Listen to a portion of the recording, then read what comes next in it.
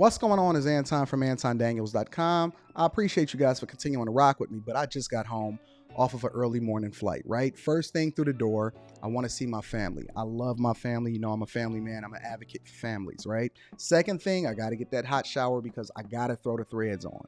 The threads make me feel like $1,000,000, but the third thing through my mind and all throughout the trip is that I gotta have that TIEGE pack.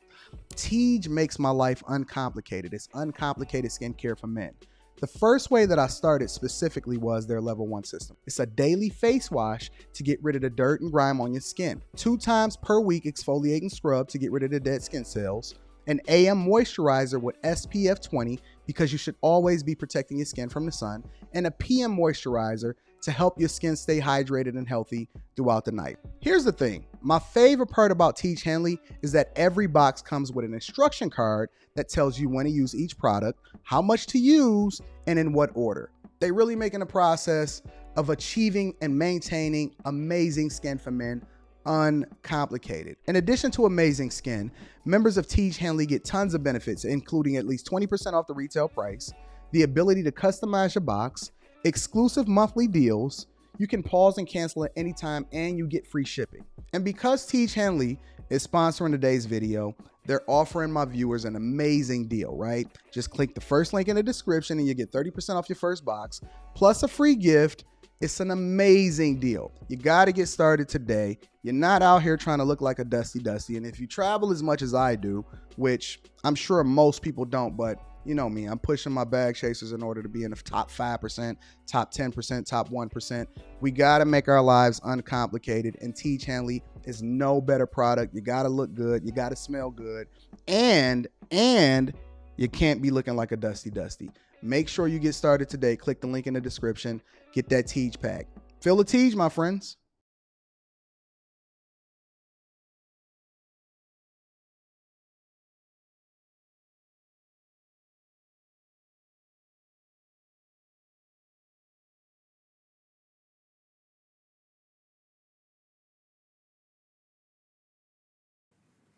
What's going on is Anton from AntonDaniels.com. I appreciate you guys for continuing to rock with me. Welcome to another edition of the Millionaire Morning Show. I'm your host, Anton Daniels. It is Monday, August 14th, 2023, year of our Lord. We still going off of Eastern Standard Time. Monday, August 14th, 2023. I got a little bit confused right there. I'm not even going to kid you. My time is all messed up. So what's going on to everybody in the chat? Let me see what y'all talking about. I got my dog Ash in the building. Ash says, AD, crazy chick spitting on your Porsche. Oh my God. I couldn't believe it. What is wrong with people? Glad you made it safe to Japan. Have fun and be safe. God bless you and your family. Awesome. You know what the thing about it, Ash? Let me get you the thank you, Ash. I appreciate you for rocking with me. Actually, let me give you a round of applause because you've been holding me down for so much. Let me also give a shout out to my dog, Mike, that dude on Cash App. I appreciate you, Mike. Thank you for holding me down. I was just trying not to have to go to jail on a Friday because of the possibility of not being able to bail out and then missing my flight over to Tokyo, Japan. I couldn't believe it. I came out and the chick was spitting on my car and all of that. And I actually, when I was telling the story on camera, I had to modify it slightly so that I didn't trigger the algorithm to then censor my video. So I had to be a little bit careful of how it is that I communicated the story. But it was even worse than what I said it was. I couldn't believe it, bro. And it was this butch chick. And this is before I left over to Japan. And you know what's so funny? I'm gonna talk about that in a minute. I'm gonna get back to that. Let me talk about that in a minute because that actually feeds into, and I appreciate you, Ash. That feeds into what it is that I'm going to communicate with you guys about my early thoughts in Japan. So I'm gonna come back to that. Thank you, my friend.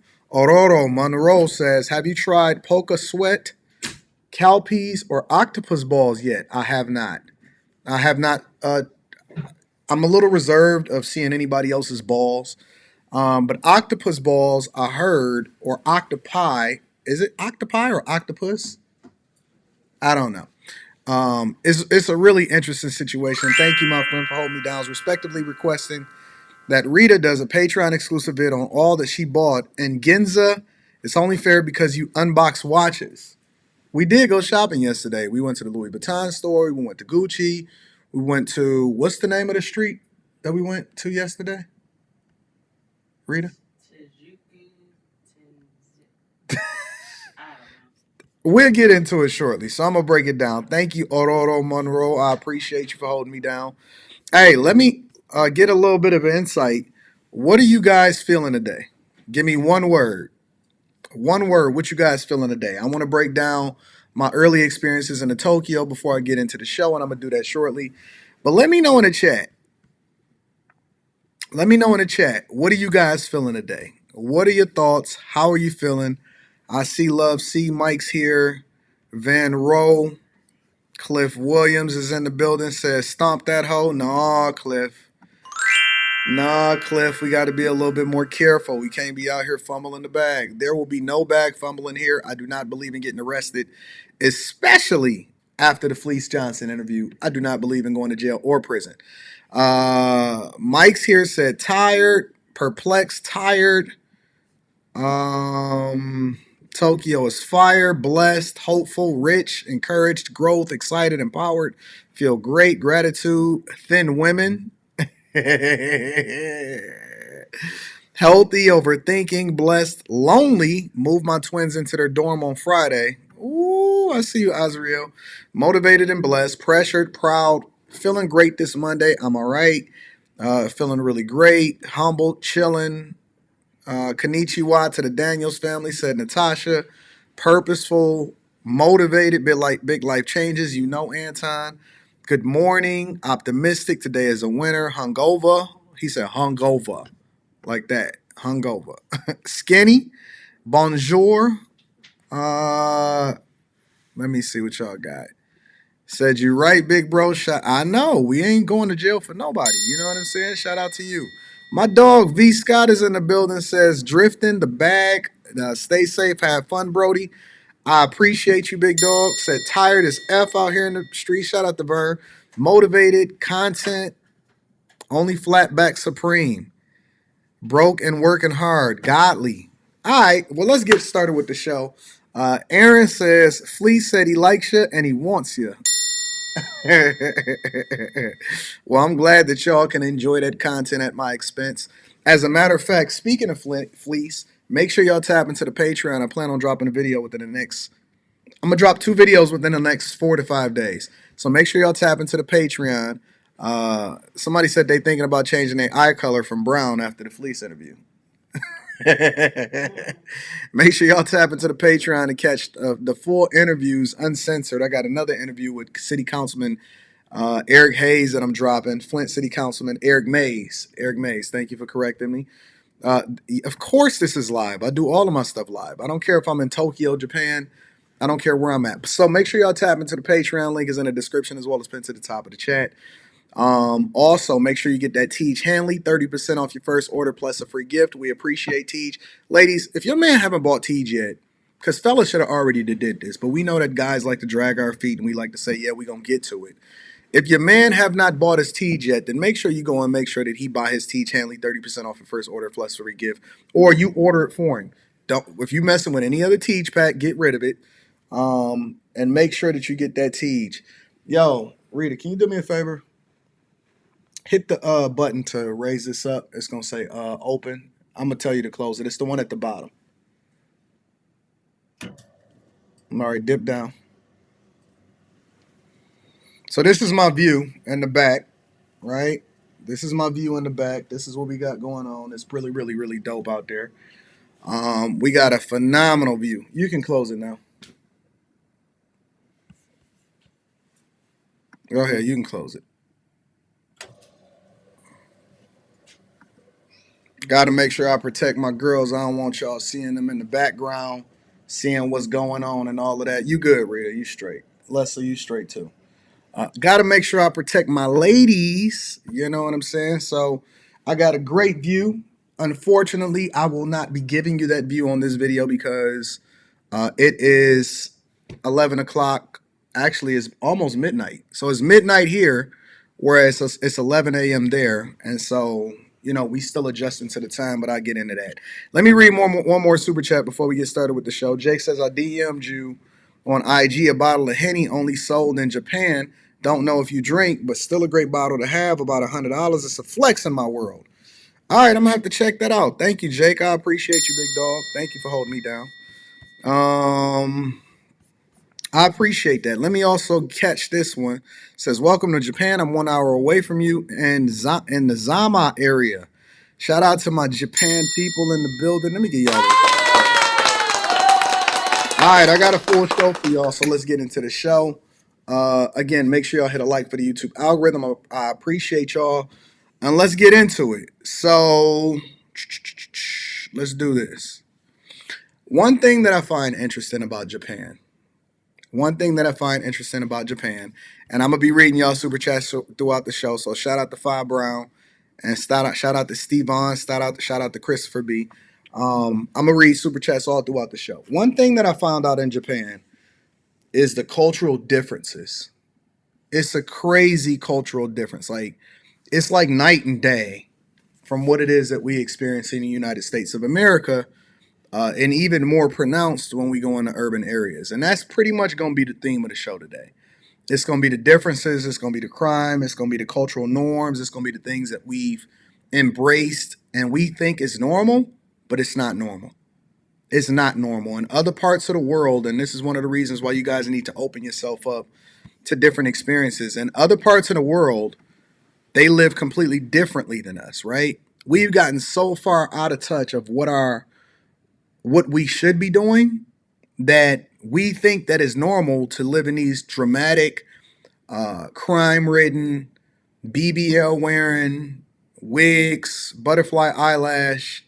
We think is normal. Now, what you see right now on my screen, and again, right now it is midnight. So it is midnight in Japan. I literally just came from outside. So this video that you guys are about to see right now, and I'm going to talk over it, right? It's really just something that captures what right now at almost 12 o'clock at night is happening in Japan, in Tokyo.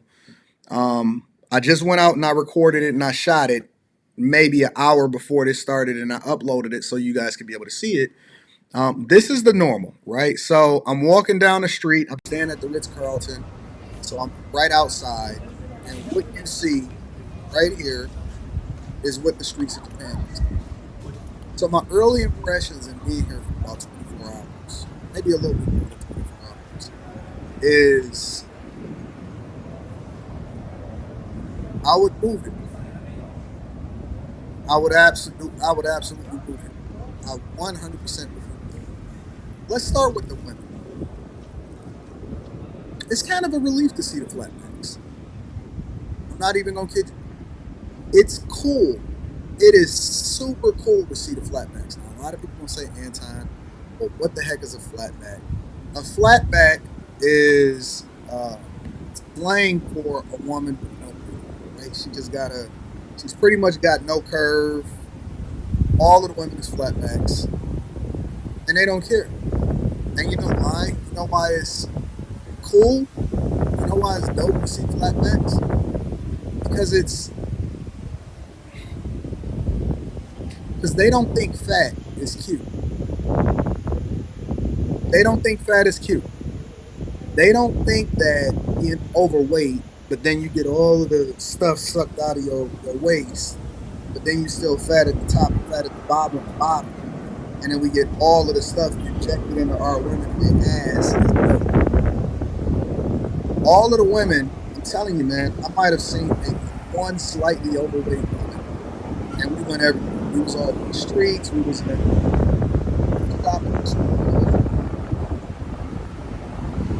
Oh, I'm sorry. Let me mute the video. I'm all in the streets. I'm all in the shopping district and stuff like that, right? We went over to Louis Vuitton and Gucci. We walking and seeing all of the women. You'll probably see it in this video because you'll start to see more people in this, right? But honestly, most of the women probably weigh 110. Most. What would you say? How much most of the women weigh here, Rita? Probably about that. 120, maybe. At most. You not gonna really find a woman that's over 120 pounds here. You're not going to find a woman. I'm being honest.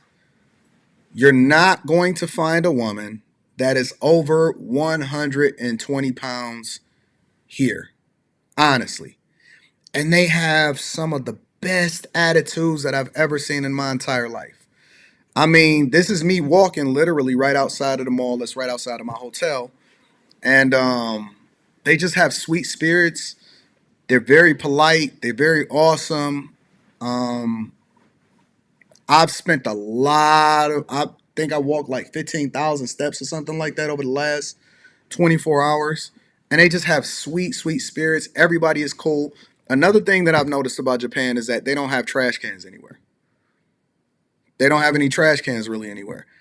But they don't have any litter either. They have zero litter. So the cultural norm is basically that you keep your trash with you until you find a place to discard it, and then everybody discard it. But here's the thing. This is what I'm learning about the culture as I compare and contrast from what it is that we used to over in Western culture in America, right? It's that it's a personal responsibility. Thank you, Wyatt. I'm going to read that super chat shortly. It's a personal responsibility to keep your cities clean. It's a personal responsibility to remove yourself from crime. Like, there's no crime. Super safe. No issues.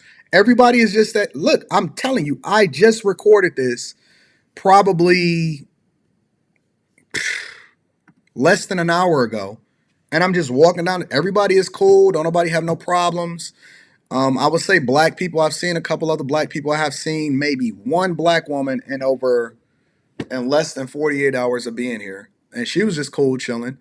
I've seen a couple younger black men or whatever. I have seen one older black man, and he was here with his family, similar to me. But it's not a thing. Like, you don't have any protests. There's no Black Lives Matters. There's no discrimination. I haven't felt like anybody treated me differently. They treat me like gold here. It's no stares. Everybody pretty much cool and mind their business, and it's just chill. It's just a vibe, and it's chill. Another thing that I've learned here about Tokyo is the food. The food is completely different. And it's not different in that it's different types of food, because there are different types of food or whatever, but they got all the types of food. But everything tastes different. It's almost like the removal of some synthetic sugar or something that we eat on a regular basis, because it tastes much more flavorful, but you can tell that there's less salt, less sugar. Even if you say you want something that's barbecue or whatever like that, it's just like a little bit of seasoning, but it's not overwhelmingly, right? It's not overwhelmingly sweet. You said what? It tastes fresh. It does. It tastes, everything just tastes super fresh. Like they just picked it and started making it right then and there. Um, the portion sizes are a lot smaller. And let me bring it back to the money real quick. One thing, and again, for those of you that's tapping in, this is a video or a walking video that I just took prior to coming here. They respect their police officers. The police officers is chilling. They walking around. As a matter of fact, it's a police station right there. Um, the police officers are respected. They highly regarded. They have conversations with the people. They don't have no issues or anything like that. Um, it's not as expensive as people think that it is. I traded in $2,100 when I landed at the airport for the currency exchange, and that equated to how much? Was it 300 or 600,000? Rita, Leslie, 300,000, right? was it 300,000? Yep. It's 300,000 Yeah. yen, Japanese yen. And so I appreciate you, Aaron. I'm gonna be reading that super chat. And so all of the prices are equivalent. But then, like, for example, we went over to Louis Vuitton and we went to Gucci and all of that other type of stuff. And it's cheaper. So let's just say, for example, I was looking at something that I seen at the Gucci store here or over in the United States, and it's like $200 to $300 cheaper. And that price is equivalent across the board. When you talk about food, when you talk about the different things that you buy, when you talk about jumping in a cab, everything is significantly cheaper. And the myth is that it's super expensive here. And this is why a lot of times y'all have to get out of Instagram and listening to people that don't know what they're talking about. The Wi-Fi is great. The culture is awesome. The stores are modern. The women are super awesome and not and nice and polite. They bow. They treat you like gold. They roll out the red carpet. It's no bad attitudes. It's nothing dirty. It's nothing on the street that needs to be picked up. The police is respected. People don't litter even though you don't see any trash cans. Every bathroom has a bidet in it. Now, if you don't know what a bidet is, then I'm gonna need you to go ahead and rewind and get some, start to understand the culture a little bit differently. But every bathroom has a bidet, and the public bathrooms don't have like a lot of paper towels, so they don't waste paper products or anything like that. Either you air dry it on your own with your hands, or they may have the portable air dry, but they don't have a lot of waste going on here. You pay for your paper bags, whereas the plastic bags when you go in the grocery store and stuff like that, we we tend to complain about everything. There is no bad service. There is no going back and forth. I did do some research, and so tipping culture. Let me give you the truth about tipping culture here in Japan. And again, every day I'm gonna try to give you guys a little bit of an update on what's going on and what my thoughts are.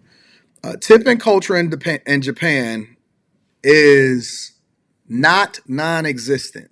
So the thing that they're gonna tell you, and again, this is a video in which I'm walking around in Japan on the streets an hour before, and so it's almost midnight here, and this is on a random Monday night. Remember, I'm 13 hours ahead of you guys. So on a random Monday night, this is what the streets of Japan is like. Super clean. I'm just walking down random streets, or I'm sorry, the streets of Tokyo specifically.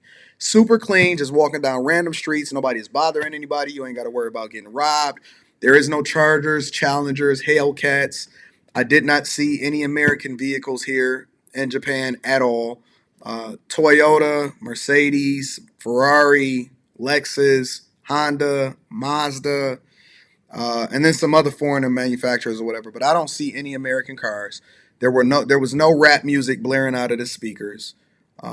There was no cussing. I didn't see any. I haven't seen one homeless person. Not one homeless person. Everybody walks. Everything is super clean. As you can see the little vending machines that's outside. The weather is really nice. It's really warm, and it's just chilling, man. It's a vibe. Is not a lot of issues and problems. And I'm actually putting together a long form vlog for you guys to be able to see for yourself.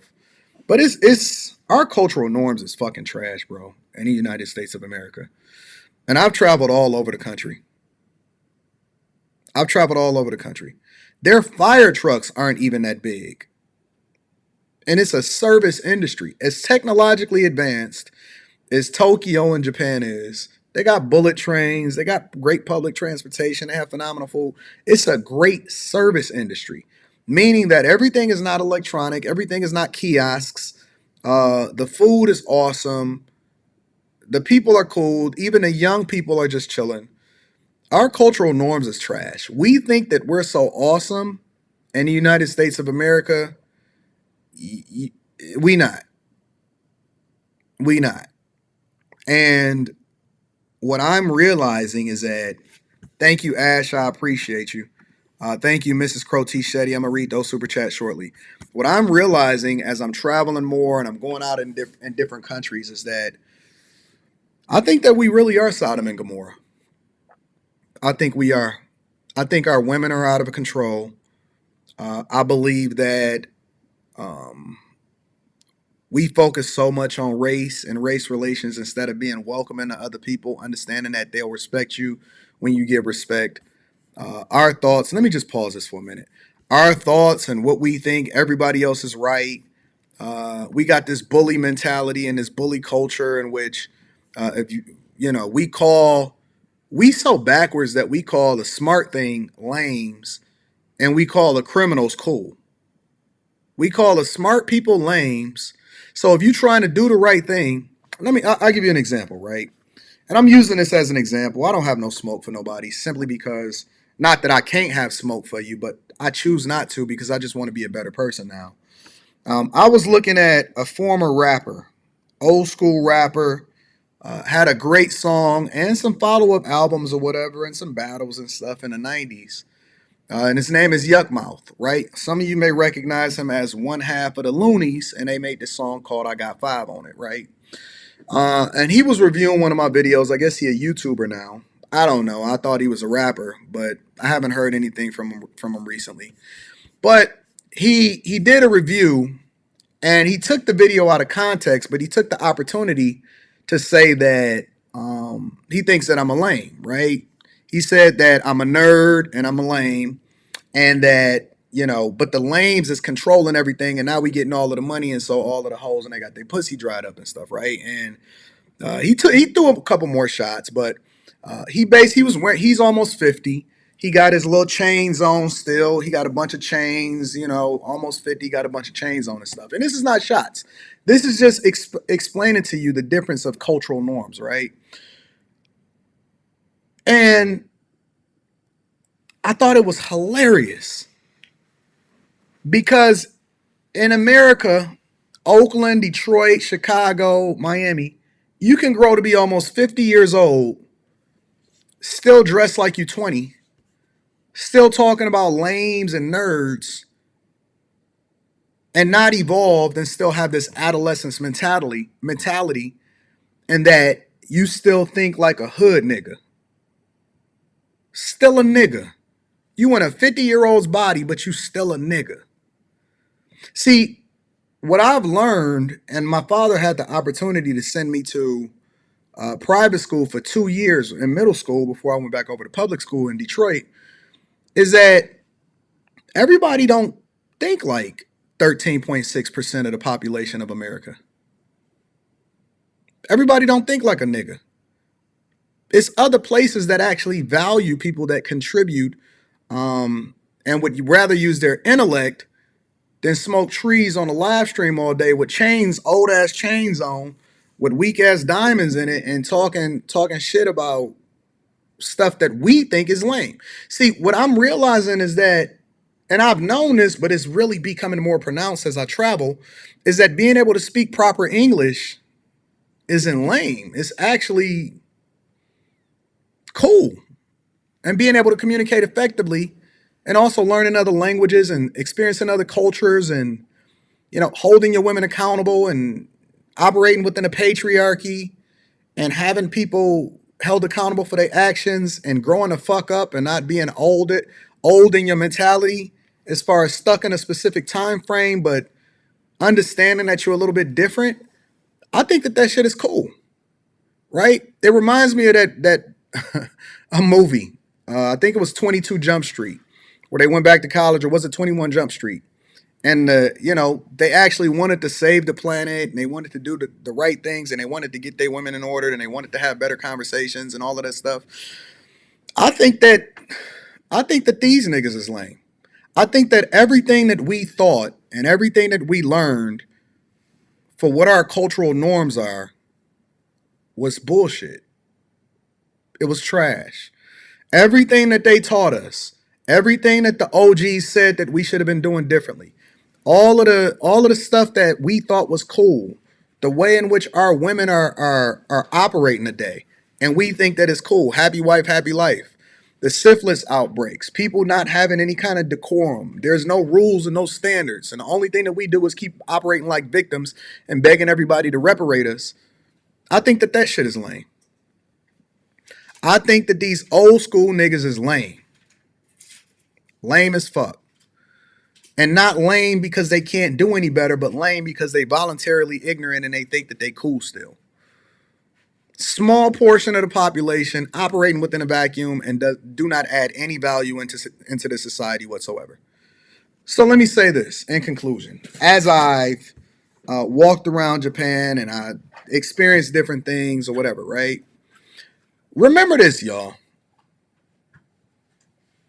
The people that pop off the loudest are not necessarily a representation of what the majority of the population actually want or need. They just loud. We not gonna get in the mud. We not gonna, go back to this dumb shit.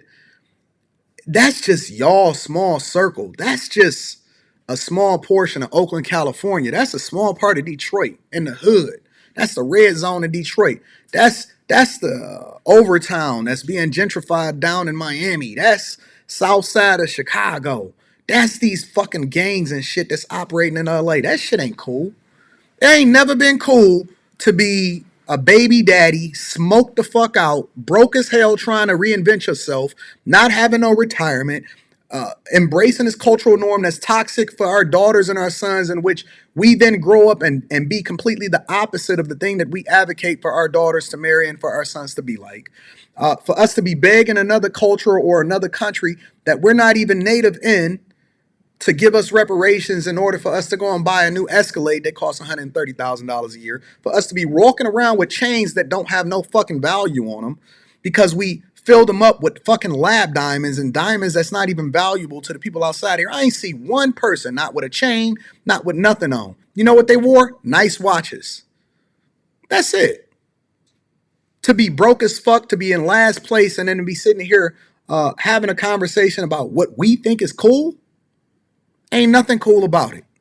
And so just because we've been taught to live in this vacuum in which we've subjected ourselves to the most ghetto shit from the smallest part of the population doesn't mean the rest of the world respects you as such. What's respectable, what's great, is that we have to get outside of our cultural norms so that we can better understand exactly how we need to communicate more effectively and then become more successful. Because just because you get money, and this is the one myth that people don't understand, just because you get money don't mean that you are money. You just a nigga with money. That's it. Didn't make you any better. Don't make you any greater. You just a dude that had got some money, ain't gonna have no money long term because you don't know how to manage it effectively because our cultural norms are trash. That's a fact. And see, the truth is always gonna be unpopular, and it's gonna be the thing that people don't like. But the fact of the matter is, I know that the truth is unpopular because I had a dislike on this video before I even started, and they paying attention. People paying attention to what I say because it don't make it any less true. And at the end of the day, when you see all of these dusties and they popping their shit online, fact of the matter is, they still got to go to sleep with themselves and they still fucking lame. To a small percent of the population, nerds ain't cool. But I'm going to tell you this. To the majority of the world, you're more valuable than you ever have been. Don't ever subject yourself to the mindset of what these niggas is trying to tell you, because the reality is that you're really a king, but you're you operating like a peasant, and you believe that you're less than you are because you've been subjecting yourself to the most toxic things that's absolutely trash for us, and that's the things that we celebrate the most in black culture. It's trash.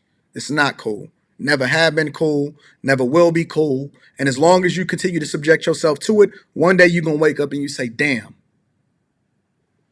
I should have listened to Anton.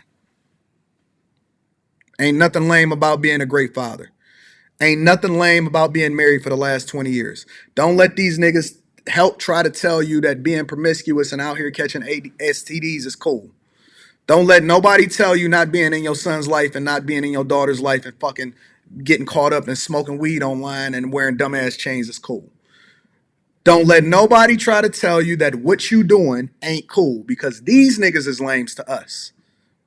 And it's more of us than it is them. We just been chilling and watching these niggas crash the fuck out. Remember that shit, all right?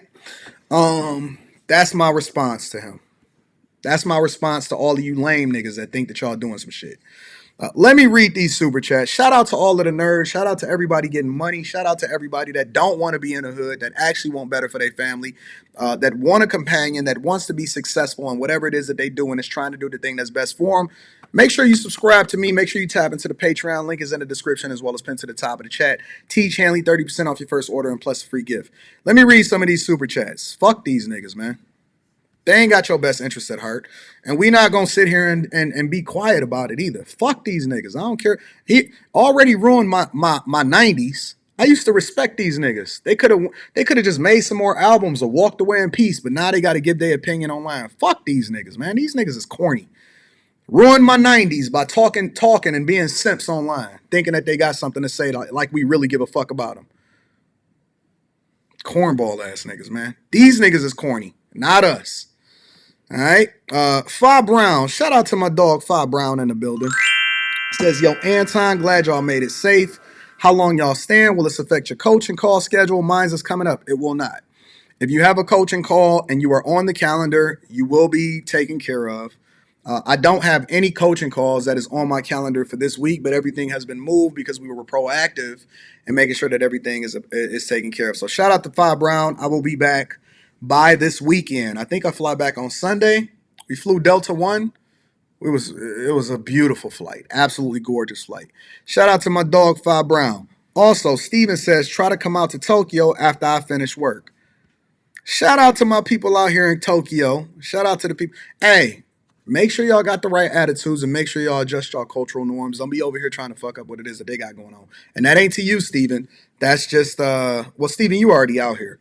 But that's just the people that's observing this. Don't think y'all gonna come to Tokyo. Y'all gonna be over there like that chick in Dubai. You know what I'm saying? Shout out to Steven.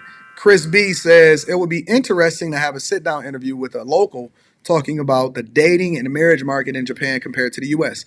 It would, but I don't know what their cultural norms are. You know what I'm saying? I don't know how cool it would be. It just, everybody is just cool and chill.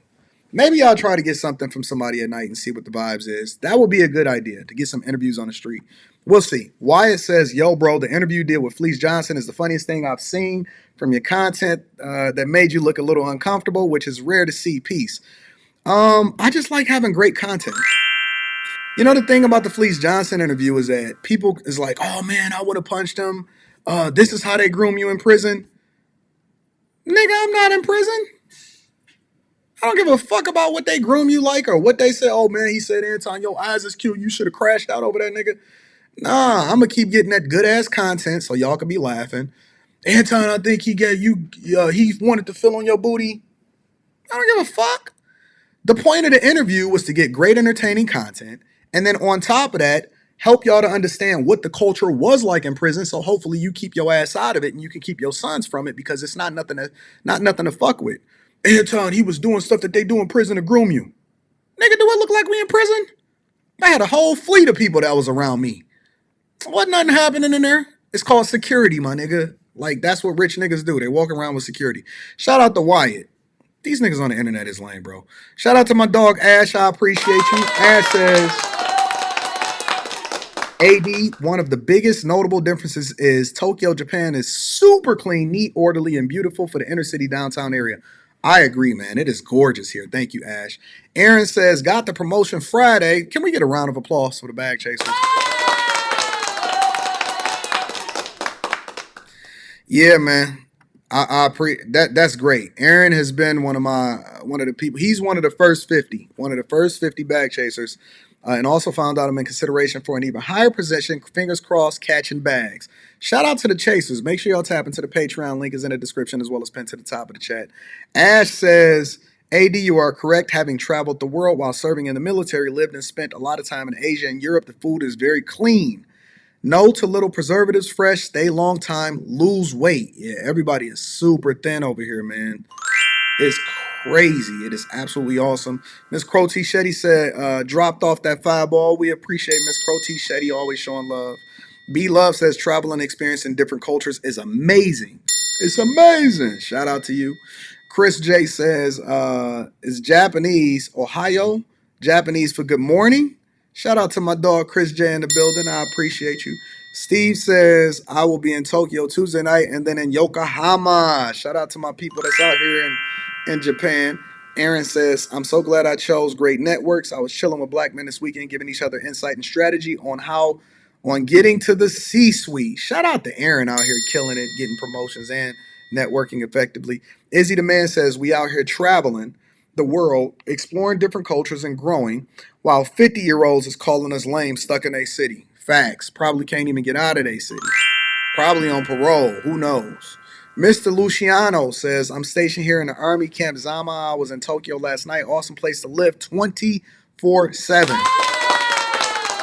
Shout out to the black man that's out here traveling and getting cultural experiences. Ian says, I'm still working on that list. It's hard. Finish the list, Ian. I literally wrote everything I could think of, and I'm still short. Finish the list, Ian. Finish the list. Mr.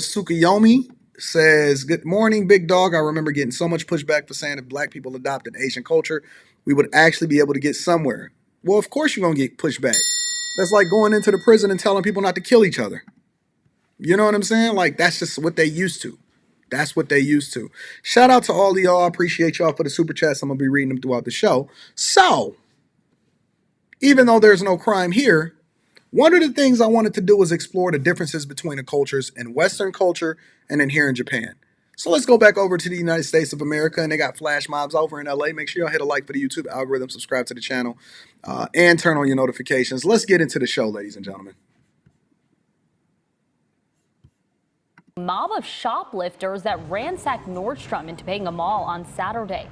Dozens of people grabbed an armful of goods on their way out of that store. Now residents are fed up with the brazen robberies. KCAL's Lauren Posen is in Canoga Park with the latest on this investigation. Detectives with LAPD are going over security camera video and video posted on social media to try to track down these suspects who took off in various vehicles. Now, what happened inside this Nordstrom is happening all over the state at different retailers. But that doesn't make this any easier for people who live here to accept. Between 30 and 50 masked shoplifters treated this Nordstrom inside the Westfield Topanga Mall as a free-for-all. Let me ask y'all a question. 30 to 50 people all over Los Angeles, all over California. This is the norm. All over California, all over Los Angeles, and they all look like me and you. Now, one of the things that they're going to tell us is to make sure that we don't stereotype, because everybody that walks around that look like us, or, you know, may have a hoodie on, is dangerous. Now, is that, because we're going to ask some questions as we're exploring the differences in the cultural norms, right? Is that our own personal fault, or is it the way that we're painted? When you have 30 to 50 people on a regular basis, and I've shown video after video, Nike store, Nordstrom's, Louis Vuitton, crashing into it, taking stuff out of it, walking in with garbage bags, ripping everything out, crashing through the Apple store. They will rip off everything from Walmart and Walgreens all the way up to the highest end stores in the best neighborhoods. And now people can't ignore it and they can't walk away from it. The first question that I have to ask myself is this our fault, the image that we have of ourselves, or is this something else that somebody is doing to us? Every single flash mob, well, let me revise what it is that I say. I know that Mayor Brandon Johnson over in Chicago said that these are just large gatherings. These are not flash mobs. These are just large gatherings. These are not flash mobs. Every single situation where you see these large gatherings, according to Brandon Johnson, we're going to use his words, they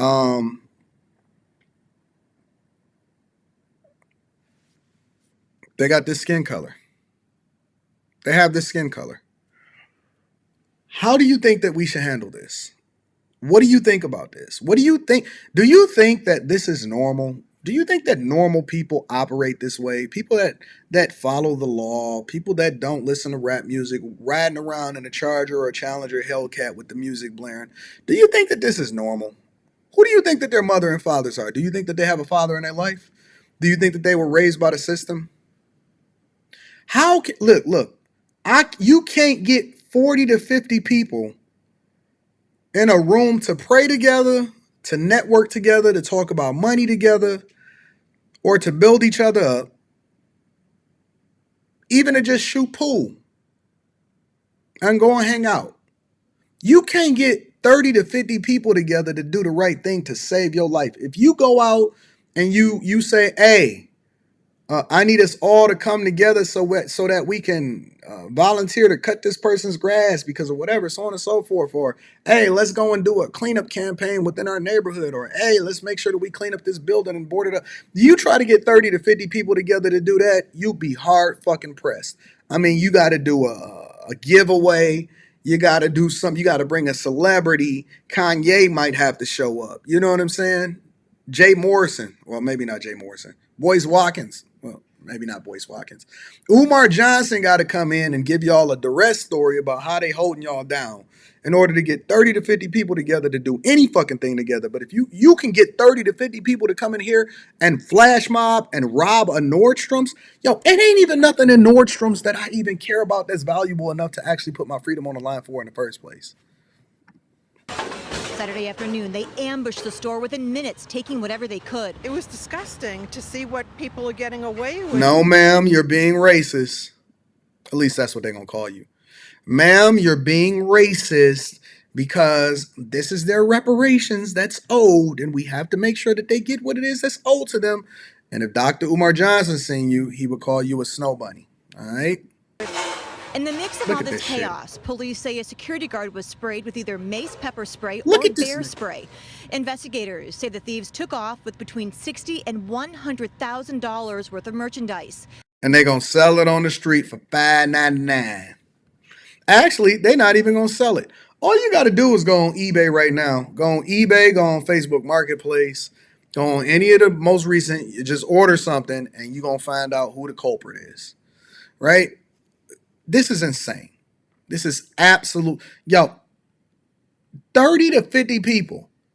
Nobody said, you know what? This is probably a bad idea. I'm going to go ahead and leave.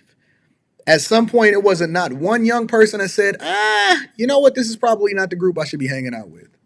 30 to 50 people, y'all running in there and grabbing a bunch of stuff out of Nordstrom's. Thieves targeted the same Nordstrom in 2021. This is my neighborhood. I have neighborhood pride no matter how bad it gets, but this is the second time. This is not the first time. Mayor Karen Bass issued a statement on Saturday's robbery, saying in part it's unacceptable and assuring accountability for those involved. But residents want this madness to end now. It's just brazen. Nobody's afraid of the repercussions. Some feel not. You know what they did, right? They got a couple different laws that's in place, and they all work together. And you know how they got them through? Because y'all voted for them over in California because they're a reflection of you. Your legislators are now a reflection of you. Don't blame it on the politicians. Don't blame it on the police. Don't blame it on the school board. Don't blame it on anybody but the very residents that are in California as a whole. Because California is blue. I mean, California is the bluest place in the fucking country, right? And so what the legislators then did, because they're a reflection of the people, is that y'all did a get out and vote campaign, right? Vote or die. We've been doing this. No voting, no fucking. And they've created several different laws that all work in tandem with each other. Okay, so let me tell you what they are. The first law, just to be brief, says that you can't really be prosecuted, or they're not going to really take serious any crime that you do that's under $1,000, basically, right? I think it's like $950, but $1,000. But who's counting? Who can really say? You got 30 to 50 people. You spread it out amongst all of them. Who cares, right? Because once you start opening the door to Pandora's box, then it starts to spread into something that's even worse, right? So that's the first thing. And then they said nobody should be required to be able to stop these people. And we're going to make sure that they get bond and bail. And we're going to release them out into the streets. And then the police's hands is going to be tied, because if you do anything, I'm a sue. They can walk into your property. They can steal your car. If you defend your stuff, then they are going to put you under the jail, and they're going to sue you and take everything that you stood for. And Black Lives Matter is going to be out there protesting on your lawn. And Umar Johnson is going to do a whole vlog about you, and he's going to empower everybody else to continue to come to the defense of those that's actually the criminals. 100%. And so they have all these laws, and they have all of these people that's advocating for the wrong thing, and they're putting in place the people that's enabling the criminals, because now they're more focused on empowering and protecting the criminals than the people that are actually the victims, which is the taxpayers, it's the residents, it's the workers. And it's going to become a desert, a food desert, a clothing desert, no retail stores, and everything is just going to move online, because they're going to get their money back in insurance. But in the meantime, you're ruining your own neighborhoods and you're ruining your own state. The whole state is fucking blue. You voted for this shit. Enough is being done to prevent crimes from happening in the first place. Police are handcuffed themselves They can't do what they're And this is not the first time that they hit it. They hit it in 2001. They hit it in 2003. They're probably going to accelerate it and hit it in 2024 instead of 2025. It's not going to be a 2-year view because they know they can still get away with it, right? supposed to do. They're not. The criminals aren't being prosecuted to the full extent of the law. A big question some have is if the controversial zero bail policy is a factor. It prohibits Zero bail policy, meaning that you can be arrested as much as you want. They're not going to hold you over for prison anyway, or hold you over in the jail when there's no consequences that come along with it. So what difference do it make? You tie the police's hands, you tie the prosecutor's hands, you then enable the criminals, and you put the people at a disadvantage from even being able to defend themselves. Thank you, P. Vincent. I'm going to read that super chat shortly. LAPD and LASD from requiring cash bail for people arrested for misdemeanors and nonviolent offenses. Look at this shit. The concern is that if individuals don't have any money in their pocket, they might end up in jail waiting for trial. The flip side of that, though, is it creates an incentive for people to commit these types of nonviolent property crimes. That could mean zero consequences. The perpetrators know what to do. Try to All black people. Every last one of them is black people. Single color clothing, cover your face, stay in the pack, don't do anything that distinguishes you, and get out of there quick. It's almost like a recipe. While there's no quick answer, some are already changing their shopping habits, all in the name of safety. I won't go near this mall or any mall. I do all my shopping online. What did I tell you? What did I tell you? All you're going to do is create the food desert, the shopping deserts, and then you're going to completely remove the tax base from then being able to pour into your schools and fix your roads and all of this shit, man. And this is, look, hey, the rappers, they're not going to say nothing about this, but I bet you they had some conversations about the Montgomery Brawl. I bet you they won't fix their own communities by holding the people that they know is fucking up and stealing all of the shit. They not going to fix in their own communities, even though they know who all of the dope boys are and they know who all of the thieves are, but they going to make sure that they have a comment about coming to each other's aid for the Montgomery Brawl. Hey, listen, let's protest against Anton because he got a specific take. Man, fuck y'all. I know what it is that I see, and I stand on what I said, and I meant what I said. We have to spend our time on the things that's more meaningful so that we can fix our... Actually, we don't. Because those that get it and those that understand and the nerds that's getting money, we ain't got to deal with this shit. We could just go. See, I'm in a place where you can't move to. I'm over in Japan. You can't even afford to be here. Go down and burn rubber over there in Dubai and burn rubber over here in Japan and see what the fuck happened. Police gonna be on your ass and you getting locked up and you being punished to the fullest extent of the law. And they gonna deport your ass. Yeah. Same way that they did Tory Lanez in the United States is the way you gonna get done right here. Right here in Tokyo. Come on over here if you want to with that bullshit and see what happens. Come on over. Come on, Cletus. Come on over, Cletus. Let's see. Get too loud on the street and see what happens. Come on, Cletus. See, the ones that get it, we get it. This shit is already it. You can't fix this. I ain't never seen them fix no hood. And when they start to fix it and they start pouring money into it, y'all gonna complain about them gentrifying it. So it ain't nothing that can come from it that's good anyway. Just throw the whole shit in the trash. Flat out. Throw it all in the trash. Anton is a sellout. Yeah, I'm selling you out, nigga. Because I don't like you and I think you need to be in jail making my license plate. All right? Let me read some of these super chats and then we're going to get to it. TR is in the building. Thank you, TR. I appreciate you. Said it's wild that people forget to behave themselves when going abroad. You should, but see, here's the thing. I'm not worried about getting in trouble abroad. I'm never worried about getting in trouble abroad. You know why? Because I don't commit crimes. And I don't litter. And I don't disrespect people and their culture. I adapt to the environment that I'm in because I respect people and what it is that they've established that I was not here to build in the first place. I can't do anything but respect it because they built it. I am never worried about getting arrested and not being able to come home. I don't have to adapt. I don't have to code switch. I'm just a good citizen that pays his taxes and don't get in fucking trouble. Remember, Michael Fay got 83 days in a Singapore prison and 6 strokes of a cane for graffiti. See, you ain't never got to worry about me doing graffiti over here. You know what I'm saying? Shout out to P. Vincent. I appreciate you, P. Vincent. Says Ohio, Gozimasu. I lived in Tokyo for a year on a fellowship last year. That is dope.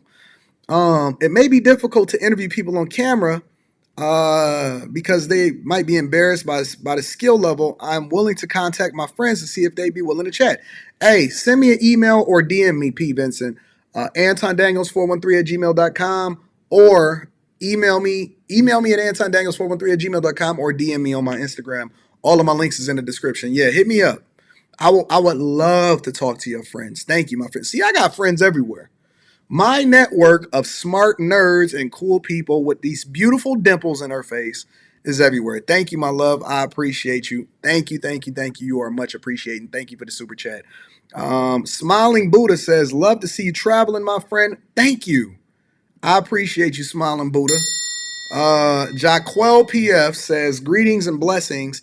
I prayed so that you had a safe flight, and I prayed that you had a safe return. Agape love, my brother in Christ. Shout out to my people and my brothers and sisters in Christ. I love you. Treehouse ENT, DJ Vapors. The GOAT says, hey, Anton, I've had conversations with some men of the States, and I said I want to move out of the country. They have all said that it's the same wherever you go. Do you feel the responses are factual for your thoughts? No. It's not the same everywhere you go. I think that it's much different depending on where you go. I think that when you go to the same places as all of the ghetto people go to, then you have a different perspective, but it is much different.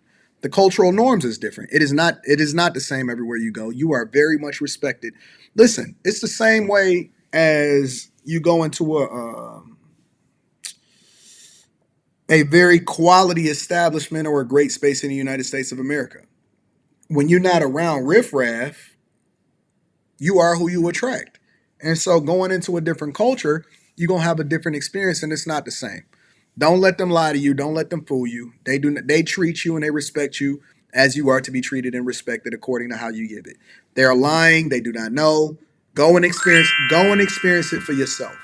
Go and visit, spend some time there and experience it for yourself, and then come to your own conclusion. But do not believe anything that everybody else is saying. Go and see it for yourself, big dog. Gerald Sanders is in the building with the fireball. Says, Konnichiwa, AD. I'm so glad you visited in Japan. I'm learning the language and I can't wait to go. I'm learning Spanish, and hopefully I can start learning Japanese. I got a few languages that I want to study. I know that may be too much for the real ones out here in these streets, but somehow, some way, we trying to actually learn new languages and get different cultural experiences. Thank you, my friend. Rob says they need to squash Dusties before they lay eggs. You know that these people ain't gonna go nowhere. They gonna be forever. They like roaches. Lamar Black Attack, my guy, says, enjoy the peace. I am so jealous. Yeah, right. I know you be over here all the time, so you be over here way more than me.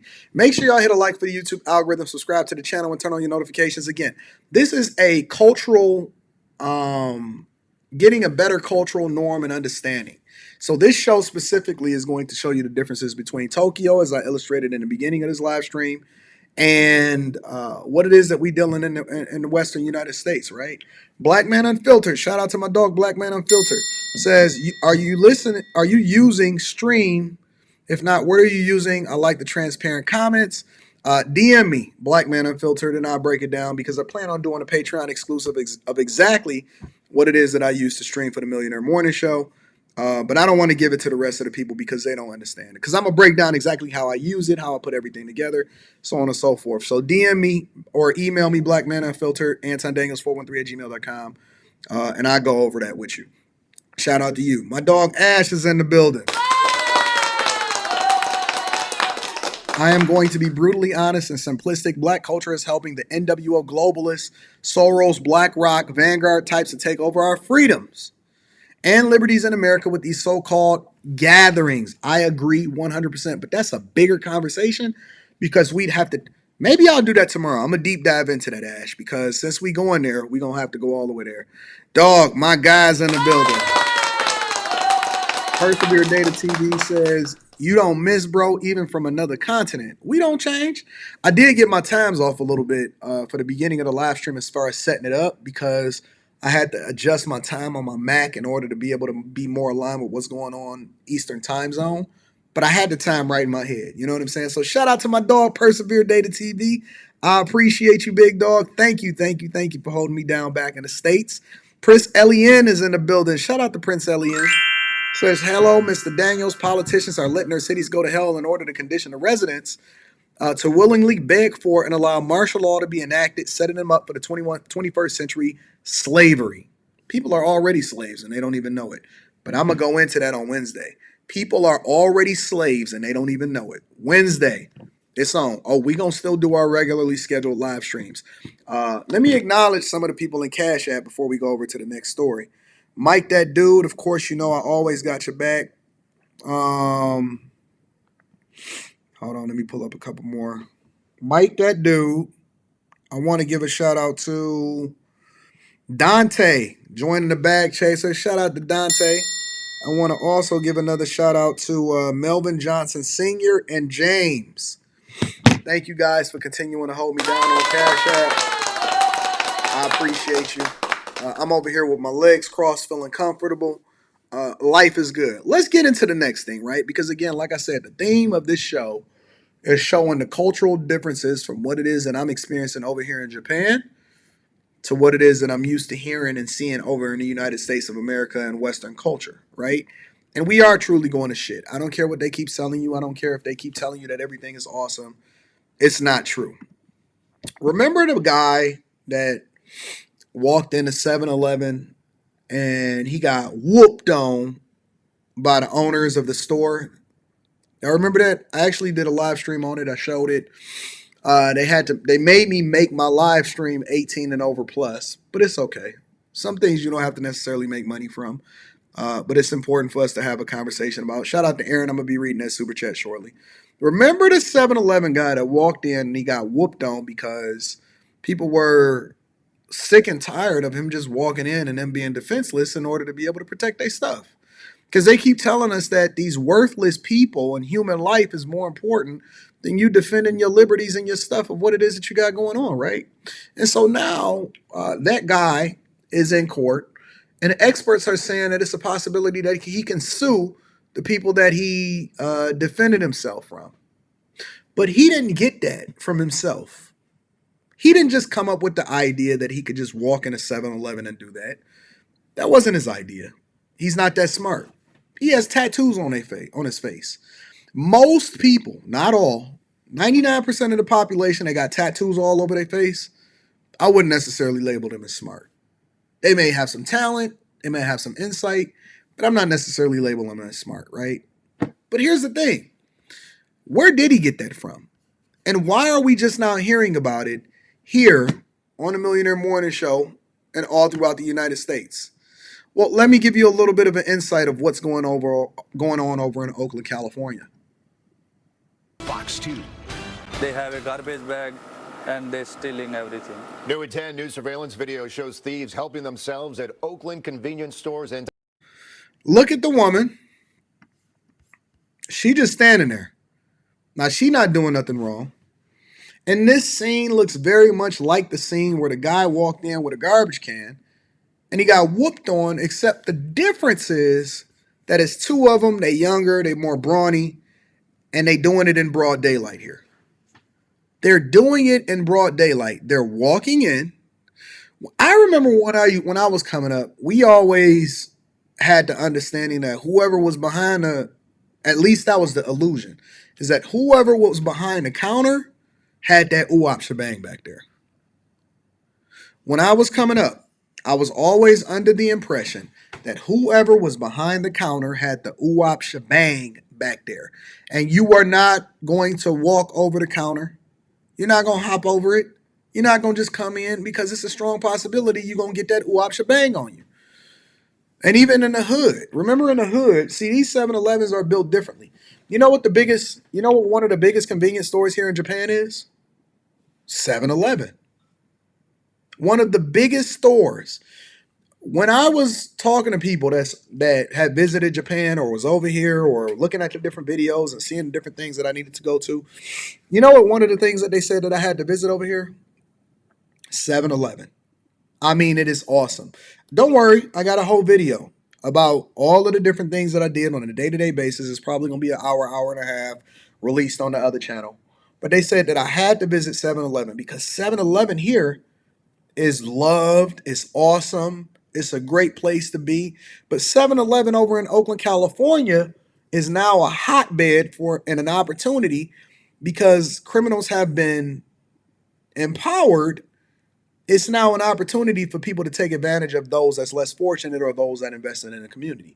So what you see here is, a woman standing there, black woman, looking like a deer in headlights, and the dudes is just behind the counter just taking everything that they want, and they have no fear whatsoever. Tonight, 7-Eleven owners say they are fed up. Look at this angry, upset, stress, and we have to deal with this every single day now. And good evening, everyone. I'm Mike Meeback. And I'm Julie Hayner. Owners of several 7-Eleven stores in Oakland say they are being targeted by thieves and that the problem is escalating. And they've actually counted at least 6 incidents around the city since the beginning of this month. New at 10, KTVU's Amber Lee live in Oakland. And Amber, the store owners say they believe the same group here is responsible for these crimes. That's right, Mike. The owners tell me they're frustrated. They say in each incident, a group of young men in their 20s entered the store with garbage bags, and they filled the bags with items they grabbed off the shelves. Have y'all noticed that the new weapon of choice is a garbage bag out in California? The new weapon, somebody said, Dala Washa said, how can they do that? Because they're protected by the state. The same way that criminals are protecting women as far as those that open their legs and then depend on the taxpayers in order to be able to raise their children that then turn out to be a part of the prison industrial complex and making our license plates, is the same politicians that's protecting these criminals. And the new weapon is not a gun. The new weapon is a garbage bag. Everybody that broke into the Nike store, everybody that walked into a 7-Eleven, everybody that walked into Nordstrom's, everybody that walked into Louis Vuitton, Gucci, so on and so forth, the new weapon of choice as far as to stick people up and hold people up is a garbage bag. That is our new norm. Loud and brazen, surveillance video shows thieves breaking into the 7-Eleven. And they walking. He just did the Jenga. He kicked in the window, did the Jenga under the door, and they're walking and chilling. And he going back to go and tap into his homeboy. Hey, fam, it's cool. Don't worry about it. We know ain't no cops coming. We chill. We ain't even clock the times or none of that shit. We just gonna go in here and do whatever it is that we want to do when we want to do it. 11 on Harrison in Come downtown on, fam. Oakland, Come on. Just Monday come in morning there. around 4. They proceed to steal cigarettes and tobacco products off shelves. They tried to remove a safe that's bolted down, but failed. They happen every week, so sometimes this store, sometimes the other store. Another camera captures the suspects and the cars they arrived in. These are all of the incidents happening at this store. Owner Parminder Dhingra shows me the dozens of incident reports. That man got a handful of incident reports in his hand and said, listen, my hands is tied. There's nothing I can do about it. My hands are tied. There's nothing I can do about it. Y'all not going to be satisfied. Nobody cares. Nobody is holding their people accountable. No leader is coming to the forefront of the congregation and saying, hey, we need to do differently within our communities. You know what they doing? They letting it get so bad, somebody going to get their muffin top peeled back. It's going to get to the point where somebody is going to get their muffin top peeled back, and it's going to come to a head. And then that's when you'll see something happen. And I'm not sure that what you'll see happen is something positive. You're going to see outrage. They're going to tell you that life is more important than these incident reports that he got in his hand and defending his business. And people can just walk in and take your shit. You put blood, sweat, tears. You still owe loan payments on that business and financing it. People don't have no clue of what it takes in order to really actually be able to put something together and open up a business. Inventory is gone. You don't even know what the fuck is going on. Police won't help you. Legislators ain't got your back. It's going to come to a head. It's going to come to a head where you're going to get so frustrated that somebody going to get their muffin top peeled back, and it's not going to be pretty. He's filed with police for each time his store has Somebody been said find a better location. It's that simple. What the fuck you think this is? What you think that this is a car? You think they just pick up and move? Man, listen. They got leases. They built on that land. They put their inventory in there. They got equipment. What the fuck is wrong with y'all? Find a better location. No. Stop fucking robbing stores. It's not the business owner's fault for the location. It's the person's. This is why I'm in Japan. This is why I'm in Japan. I ain't had to deal with this shit. Find a better location. Nigga, you find a better location. Find a job. How about that? Don't tell us to find a better location. You find a fucking job.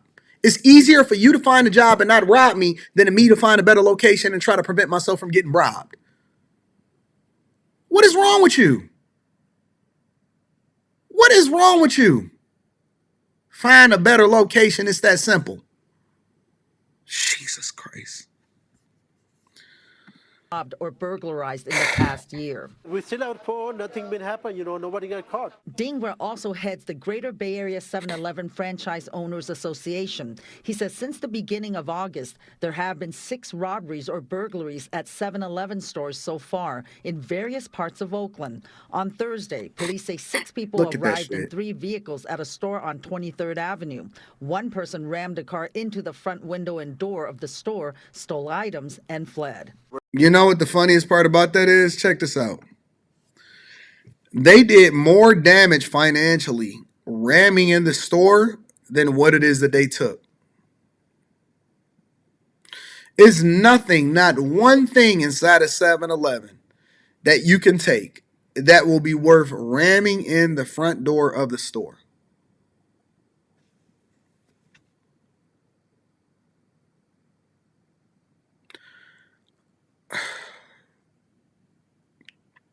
If you are a respectable person, because it's now affecting everybody. If you are a respectable person,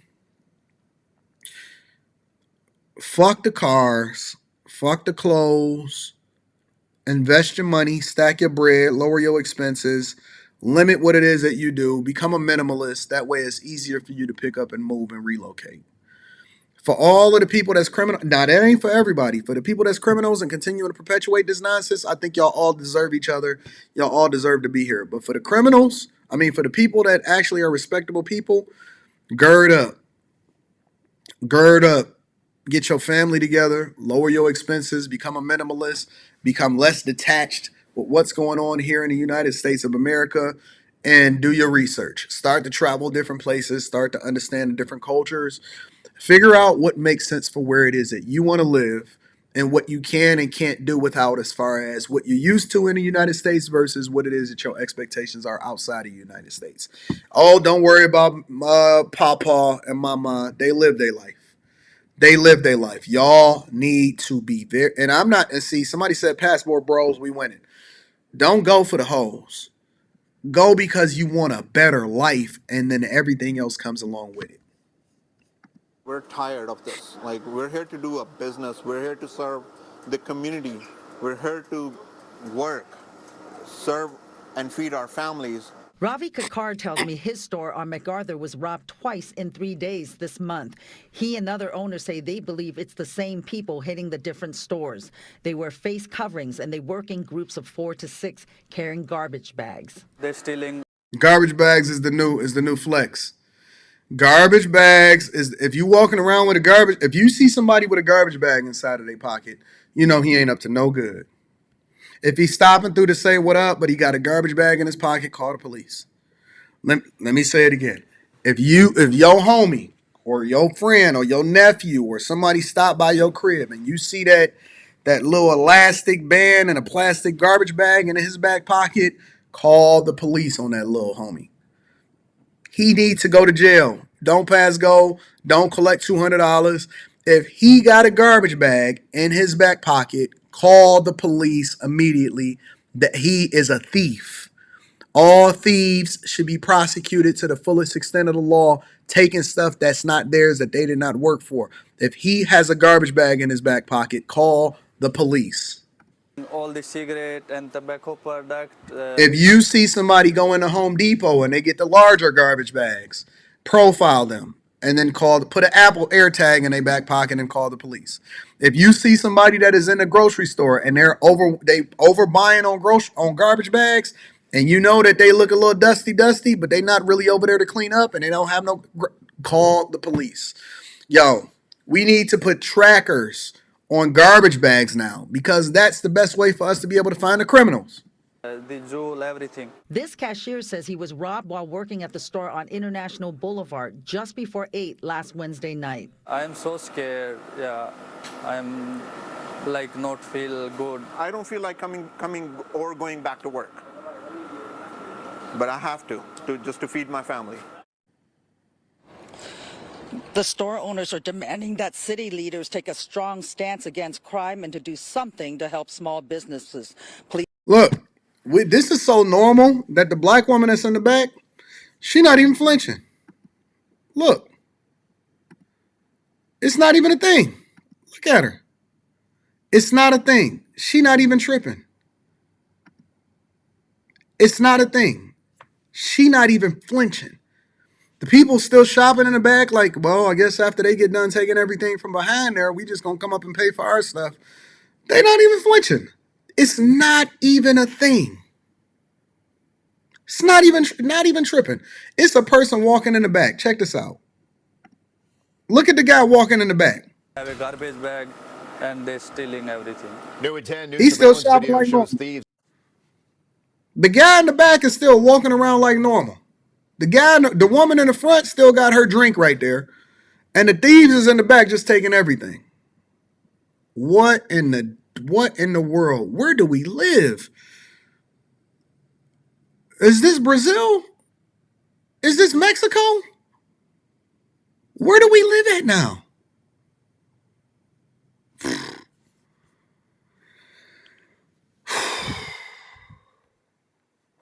Let me read a couple super chats and then we're going to continue on. Aaron is in the building, says, I met a few people who were talking to me who were talking me into eventually getting an MBA in real estate. Can you get an MBA in real estate? I didn't even know that you don't need no MBA. First of all, I've never heard of an MBA in real estate. Secondly, you don't need an MBA to get into real estate.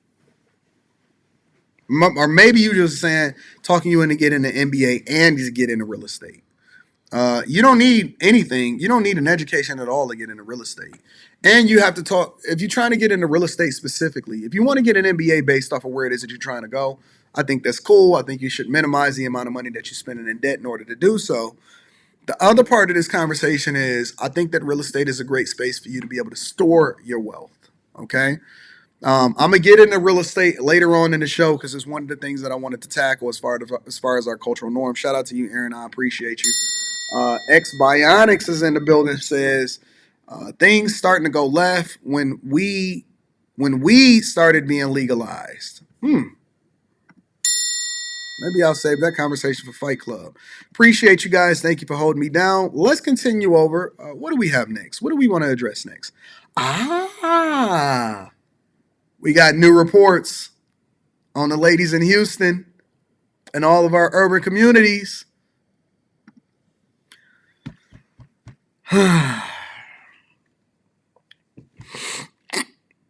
When somebody sent this to me, all right? When somebody sent this to me, I was heartbroken. But I wasn't heartbroken for the women that choose to open up their legs. No, that wasn't why I was heartbroken. I was heartbroken because when I did a review of this a few weeks ago, it might have only been a couple weeks ago. One thing that was communicated that we kind of glossed over, but we didn't really address, is who is truly being affected by what it is that we see happening out here. Who is truly being affected by what it is that we see happening in these streets? Now, Houston is the hotbed right now. Houston is the hotbed. According to reports that I've read, we all know that Atlanta has the infectious disease rate of a third world country, similar to a third world country. I've read those reports and I've displayed that here on the Millionaire Morning Show. We know that in most urban communities, there's a lot of people walking around that clap. They're walking around with the clap.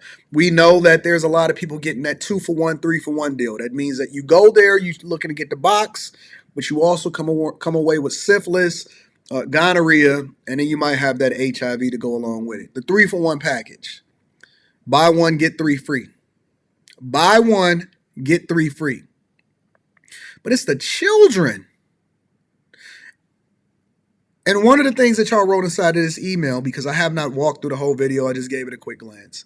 One of the things that y'all sent me inside of this email is that they placed an emphasis on the idea that children are being born with diseases, including syphilis, as a result of women then going untreated, but then still having children while also getting impregnated by the men that they say that they don't necessarily want.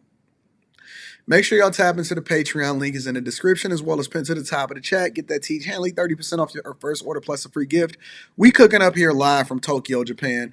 It is 1 o'clock in the morning. 1 o'clock in the morning here in Tokyo, Japan. But we doing the work. Make sure you get the motherfucking likes up. Let's get into this shit, man. This shit is disrespect. Look at that. Before we even get into the show, before we even start deep diving into this report, I'm going to need y'all to take a good look at this picture. One of the things that they used to do, because I don't know if they actually had classes for y'all, but in high school, we took a health class. We had what we called health. You got that health class? Oh, man, did you go to such and such? It's going to be wild when she show you that clip. That was one of the things, right? We had a health class, right? And in the slides, they would show us, and it was one of the things that really seared into my mind. Don't worry, I'm going to be taking notes. So I got my Ritz-Carlton notes because we stand at the Ritz here. So I'm going to be taking notes for you guys, similar to when we were in class back in high school. Oh, let me turn my piano. Give me a second. So we're going to be taking notes, right? It is 1 in the morning, but we need to be taking notes. Do you have your pen and pad out? I know you new rappers, y'all don't like to write y'all rhymes anymore, and you like to do it on your iPhone. Do you got your notes on your iPhone? Do you see the picture of those hands? Those are syphilis hands. I've never in my life seen syphilis hands before. No, don't look away, because you wanted to open up your legs to them, but now you don't want to open up your hands to them. Those are what we call syphilis hands. Hit a like for the YouTube algorithm, subscribe to the channel, turn on your notifications. There has been a dramatic rise in syphilis cases among Houston women. The Houston Health Department is reporting. Now, let me add one caveat in here, right? Because in watching the beginning of this, I watched the first minute of it, and watching the beginning of this, one thing that she didn't want to say is that the women that are overwhelmingly the ones that's in the clinics and in the hospital and having children being born with syphilis are women. They're going to say women of color. Black women. Let's just be real. It's black women. They try to leave the description, the adjectives, that the descriptions of who's there because they don't want to be impolitically correct. They don't want to be disrespectful in their eyes, but I'm not going to be politically correct. According to the reports, because I did a little bit of extra research. Yeah, I was over here writing on my Ritz-Carlton paper. Don't worry about it. According to the reports, the women that are overwhelmingly being subjected to this are women of a spike of 128% in cases and a spike of 128% month over month, year over year. A spike. Listen, if your hands don't look like that, if you don't have hold on. If your hands don't look like that, if you don't have clear hands, fellas, when you go on a date from now on, I want you to tell her don't look at her in the club. Don't look at her in the club. If your chick don't have clear hands, tell her, let me see your hands. Put your hands where my eyes see. Straight buck wallin' in the place to be. If you really want to rock with me, and God we trust, tell that hoe to show you her hands. If her hands look like this, don't see it through, my boy. Don't see it through, my boy. Don't see it through, my boy. Don't talk to her if her hands look like she been playing hopscotch upside down. If that hoe is playing hopscotch, she look like she been walking on her hands with no gloves on, get that hoe up out of there, bro. Don't touch her. Don't pass go. Don't collect $200. There has been a dramatic rise in syphilis cases among Houston women. The Houston Health Department is reporting a spike of 128% in cases and a 9-fold rise in congenital syphilis in Houston and Harris County. To help Do you guys know what congenital syphilis is? Do you know what congenital syphilis is? Now, if you're using your context clues, most people are going to say that congenital syphilis is you contracting syphilis as a result. I'm going to be reading that super chat shortly. You contracting syphilis as a result of having sex out of wedlock and then contracting the disease. But we gonna have a health class right now for our women of color, since I'm a lame and somebody said that I just started getting pussy. Shout out to you. I'm a lame, disease free. Go to the doctor twice a year, check up. No diseases, no herpes, no syphilis, no clap, no HIV, no none of that. We lame the fuck out over here. We ain't got to worry about this. So we going to have health class for everybody else. Get your pen and pad. We taking notes today. help us understand the complications to not only the women, but their babies as well. We have Rubina Joseph. She is a primary care and infectious specialist, disease specialist physician. Y'all got y'all notes out? This is the Millionaire Morning Show. We're not going to sit here and have this conversation without having our notes out. If you don't have your notes out and you're not taking notes like I'm taking notes, then we're going to have a problem. Because I don't want y'all saying that y'all didn't know. At Legacy Community Health. Thank you so much for joining us today. Thank you for having me. This is such an important topic because syphilis is so easily treated. So first, let's start off with understanding and explaining to us what syphilis is and what it looks like. Sure. Syphilis is an infectious disease. It's a bacterial infection that's transmitted primarily through sex. Shout out to my dog Logic. We over here in Tokyo having a good time, my dog. That's my dog. That's my dog. Hey, Logic. We got a lot of feminine women that got good energy over here, and they flatbacks, but they got good manners, bro. And there are many stages to the disease, but it usually starts off as a painless sore, and then it progresses to later stages if left untreated. It starts off as a painless sore. You got to check her hands, big dog. Tell her, show me your hands. Show me your hands. And it's very easily treated, like you said. So as an infectious disease specialist, what do you think is giving rise to this dramatic spike? So there are many reasons. Amongst black women, add the context. For the rise, first of all, STDs in general have been on the rise all across America, and syphilis is one of them, and Houston is feeling it. And it's happening all across America in your latest community with all of the baddest hoes that look like Sexy Red. Y'all think them hoes look bad. Listen, over here, they don't have BBLs. They don't have butterfly eyelashes. But Houston is ground zero. It's like that fucking monkey from Outbreak. All of y'all is monkeys running around with syphilis, passing it out. And then y'all driving over. A shout out to Cantrell. I rock with you. I'm going to be reading that super chat shortly. Y'all pass it out. And y'all spread out and y'all bring all of y'all syphilis and gonorrhea over to these other places. We don't want y'all over here. The specific rise you're talking about is in women and in congenital syphilis also. Yeah, Simone, we got these flatbacks over here. We got flatbacks over here, but they feminine, boy. Is at 128% increase for women and about a 9-fold increase in congenital syphilis.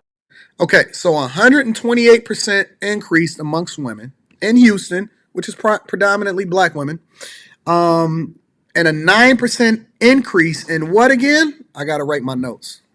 28% increase for women and about a 9-fold increase in congenital syphilis. And I would say congenital syphilis. We're going to learn what congenital syphilis is. A 9-fold.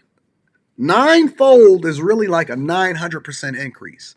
But they don't like to use that number because it's like, it just seems so wild.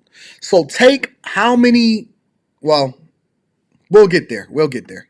One of the most important reasons is check her hands. Reduced access to preventative treatment resources and screening resources also. And that's been ongoing for the past few. Let me rewind it. Before we get into what congenital means, This is her reasoning for why it's happening. She's going to give you a breakdown from her professional perspective as to why there's such a huge outbreak. This is her reasoning. All right, we're going to rewind it a little bit. Syphilis.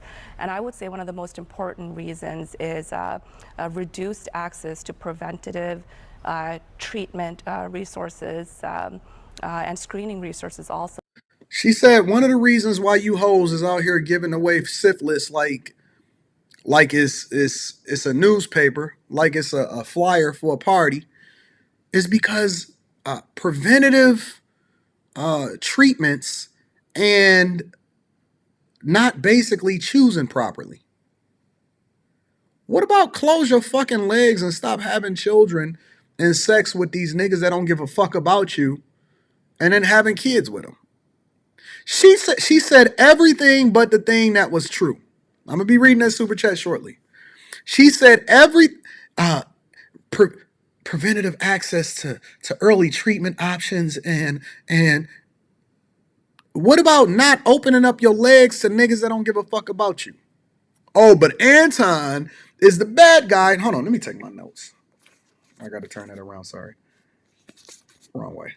Anton is the bad guy for telling women to close their legs because the real niggas not going to be getting no new pussy.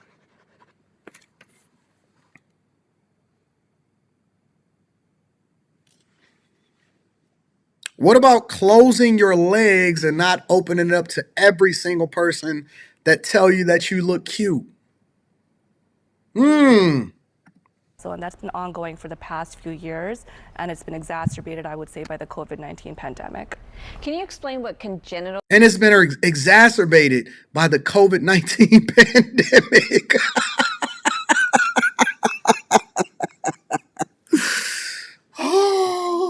Anything except for telling people to take responsibility for who it is that they sleep with and opening up their legs to people that shouldn't be in there in the first place.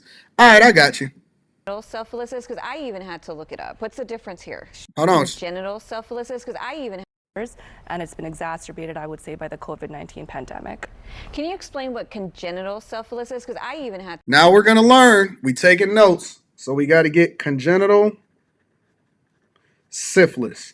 Now, I told y'all we was going to come back to this. Now that we know it's not the fact that women can take responsibility because they have the option to choose who they want to sleep with, and we have a sexual liberation movement going on along with feminism, we know that that's not the reason. It's only because they didn't get preventative care now, and they're not as educated as they should be. So we going to blame it on the system again, all right? So now that we got that, now that we checked their hands and we see that their hands are spotty, we trying to understand what congenital syphilis is, all right? So let's go. To look it up. What's the difference here? Sure. So congenital syphilis is syphilis that's transmitted from mother to child. So basically, if a mother has syphilis, she can give it to the baby while she's pregnant, and the baby can go ahead and will be born with syphilis. So now we know that congenital syphilis is baby born, eyes burning, hands spotty, mother whore, sleeping with less than 20% of the bad men. Give me a second. Gotta tear that off. Ooh, this that good paper. This that thick stuff. Less than 20% of the bad men, women sleeping out of order. I'm gonna go to the next thing. Congenital is baby's eyes burning because mama's coochie is dirty, hands spotty, doctors need to wear masks and basically ensure that they go through the best protection possible for Centers for Disease Control, because hoes is out of order. Got it. That's scary. Are there severe complications if this goes untreated? Anton is not a lefty. I just got it spent around. Don't worry. See how it's all backwards? It's all mirrored. I'm a righty.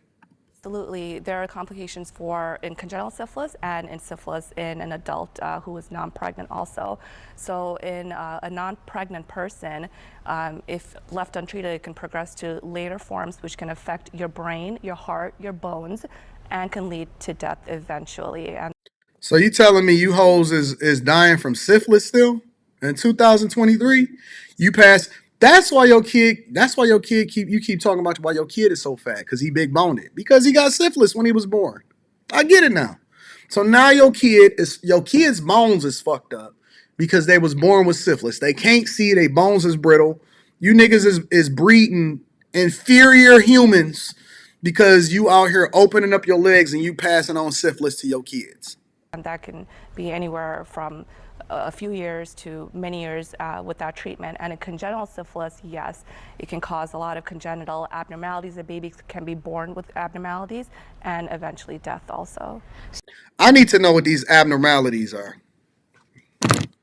What are these abnormalities that these kids are being born with, so I can know why you niggas is so retarded and you can't learn in school. Besides pregnant women, who else should be tested for syphilis? So anyone who has had unprotected sex, had sex with anonymous partners, multiple partners, anyone who's basically at risk for contracting any STDs. So if you have a suspicion, then you should go and get tested. So basically, hoes. Look, I'm telling you. That's why y'all kids is They don't want to hear me. They don't believe me. They don't believe that I'm telling them the truth. They think they think that this is all jokes. I keep telling you that your kids' eyes is messed up, and they don't want to believe you, homie. They don't want to believe me. They don't believe me. I'm going to prove it to you today. This is what the results are saying. Y'all keep saying, Anton keep joking about the fact that he keeps saying the eyes and all of this other type of shit. No, look. Doctors suspect late congenital syphilis based on a physical examination and the results of blood tests of the mother and child. Doctors examine children and look for specific problems caused by the infection. The specific problems include inflammation of the eyes, deformities of the teeth. So now your fucking kid look like a vampire, and that's why y'all keep getting y'all teeth done. And deafness. So they can't eat, they can't hear, and they can't see.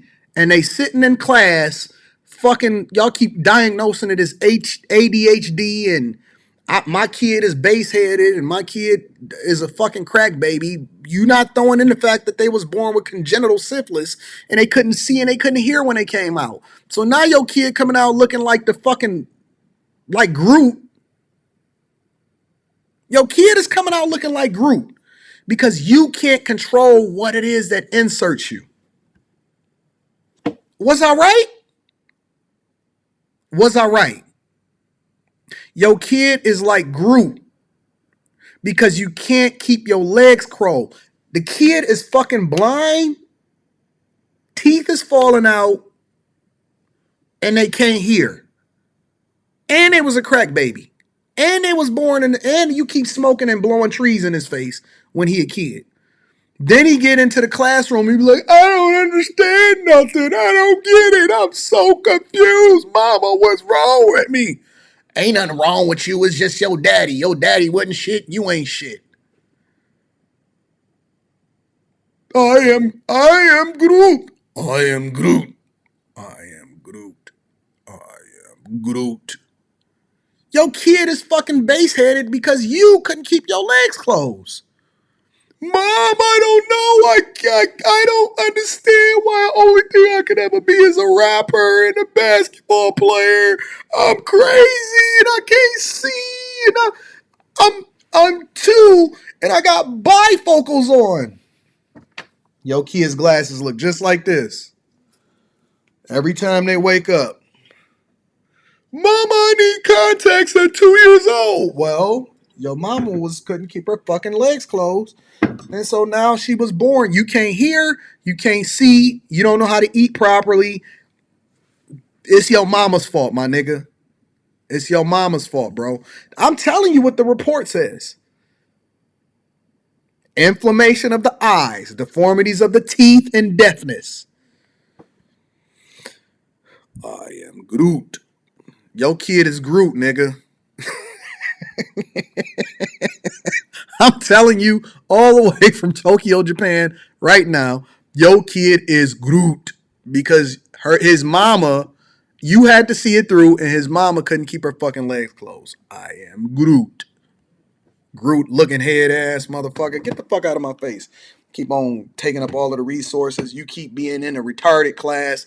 Your kid is in section 8 all the time. And damn room 9. You know what the fuck room 9 is. Y'all don't know what room 9 is? Room 9 is the room that all of the kids that's slower than everybody else go to in order to learn. They don't go to another class. They don't go from class to class. They stay in the same fucking classroom all day. They go to lunch at a different time. They on a playground at a different time. And they go to the same classroom and they being taught by the same teacher for their entire life. They always got on fucking striped shirts. They walk different. They hair grow inside out instead of outside in. These motherfuckers' glasses is always crooked, and they mama is always picking them up with a different nigga in the car every time. Those are the room 9 niggas. Room 9 niggas really was the dudes whose mamas was for the streets, and she gave him crack. He was a crack baby, and the motherfucker was born with congenital syphilis. That's all it is. We can fix this shit. That ain't that your kid is slow. It's that his mama couldn't keep her legs closed and she born that nigga with congenital syphilis. Room head ass, Groot ass nigga. Your mama is your fault. Don't keep blaming it on the system. It's such sexual relegation and I can't learn. That's why the I Promise School, LeBron's I Promise School is over there being fucked up because all of them kids is over there looking like Groot. Them I am Groot ass head ass niggas. Get the fuck up out of here, bro. Got all of them dumb striped shirts on, knowing that we can't see you. All these niggas confusing you as you walking down the hallway because all of them got striped shirts on. Like, god damn it. Why all of them kids got striped shirts on in room 9? Keep on wearing helmets every time you come in. Why he got on a construction hat? I used to ask my mama that when I used to get dropped off at school all the time. Like, why that kid got on a fucking construction hat? And why does he have on a football helmet? Well, that one's teeth is messed up and he can't hear completely. Oh, so you telling me that his mama had congenital syphilis? That's why this nigga got to wear a full face mask and a full football helmet with the face mask on. This nigga's looking like Marshawn Lynch in school. And this other nigga over here got to wear a construction helmet because he a crack baby and this motherfucker got congenital syphilis when he was born. Can't even hug this nigga because his mama coochie was burning. This nigga got on a full football helmet because his mama was, I am Groot. Dumbass nigga. Get the fuck up out of here. Anyways, back to our regularly scheduled program. I'm sorry, I went off on a little bit of a tangent. I'm over here in Tokyo. I'm having a good time. I'm supposed to be in a good space. Tell your mama to keep her legs closed, fam, and we wouldn't be having this conversation.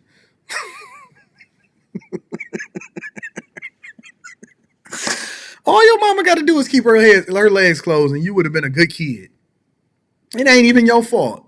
It ain't even your fault, fam. Jesus. All right, let me read some of these super chats, and we're going to get it popping. We're going to go over to the money next. Culturally, we're going to go to the money next. Stick around. Mr. Maximus said, oh, you're doing EST hours. Was hoping to clown this week. No, motherfucker. Get your head in the game. I'm not letting you niggas continue to be bad. Y'all gonna do what y'all supposed to do. We not missing. Aaron, I'm gonna hit off Aaron's. Aaron says they were saying it helps with doing $250 million deals. That's because where you'll meet who's who, some of the big firms and the capital investors. Fam, you don't need no. I ain't never seen nobody with an MBA in real estate, and I know some people that got a lot of money. So maybe you know something that I don't. Aaron also says, that's why I don't shake everyone's hand. Let me give you the clap, Aaron. Her hands look like she was walking on her hands through a Houston parking lot in the middle of 101 degrees. Facts, bro. These chicks, y'all better check y'all chicks' hands out here in these streets. Shout out to Aaron. I appreciate you, big dog. Brock is in the building, says, got me checking my hands like, Jesus, take the wheel. If her hands ain't right, if her front of her hands is the same color than the back of her hands, that's a problem. Shout out to my dog Brock in the building. I appreciate you. Machismo TV is in the building, says, good job covering this again. Enjoy Tokyo, bro. Thank you, my friend. I appreciate you. Jay Ben is in the building. Shout out to my dog Jay Ben. They gonna say they're not syphilis gloves. They gonna claim it's the henna hands. they got henna on the front of their hands. They was getting it like this instead of on the back of their hands. Oh, Cantrell is in the building with the fireball. Shout out to Cantrell. We appreciate you, Cantrell, checking in with the boy. Fob Brown is in the building. Shout out to Fob Brown. Fob Brown says, yo, big dog, just wanted to shout you out for that phenomenal Love Dorsey interview. If y'all haven't checked out the Love Dorsey interview, it is in the Patreon at the very, very top, but it's not going to be at the top very long because I'm dropping a new video soon. But check out the Love Dorsey interview. It is a great interview. You guys are going to absolutely love it. You are honestly becoming one of the best interviewers on the planet. The evolution and versatility of your show is crazy. I'm the GOAT. Let me get this, man. Y'all want me to bring Love Dorsey back? I ain't even dropped no clips on YouTube. I just dropped that Patreon exclusive. Yo, if y'all want me to bring Love Dorsey back, then send me a message inside of the Patreon and we'll see what we can do. Cliff Williams in the building says, to the fool, the cure is better than the prevention. Shout out to my dog. Cliff is in the building. Rob is what up, said, this is why I waited to lose my virginity throughout high school. Now, you know they're going to call us a lame. Now, if you did the right thing, like we're supposed to be teaching our kids, they're going to call you a lame. And afterwards, I wasn't just throwing my mans everywhere. Plus, I kept the rubber. Rob, you are too responsible, my friend. You know they don't like us being responsible as black men. Rise and Grind in the building says, can't stop laughing at the whole note taking. I took a lot of notes. Y'all don't like my notes? It's that good paper, too. Look. See that good paper? This ain't that flimsy stuff. This that Ritz-Carlton paper. They don't like that.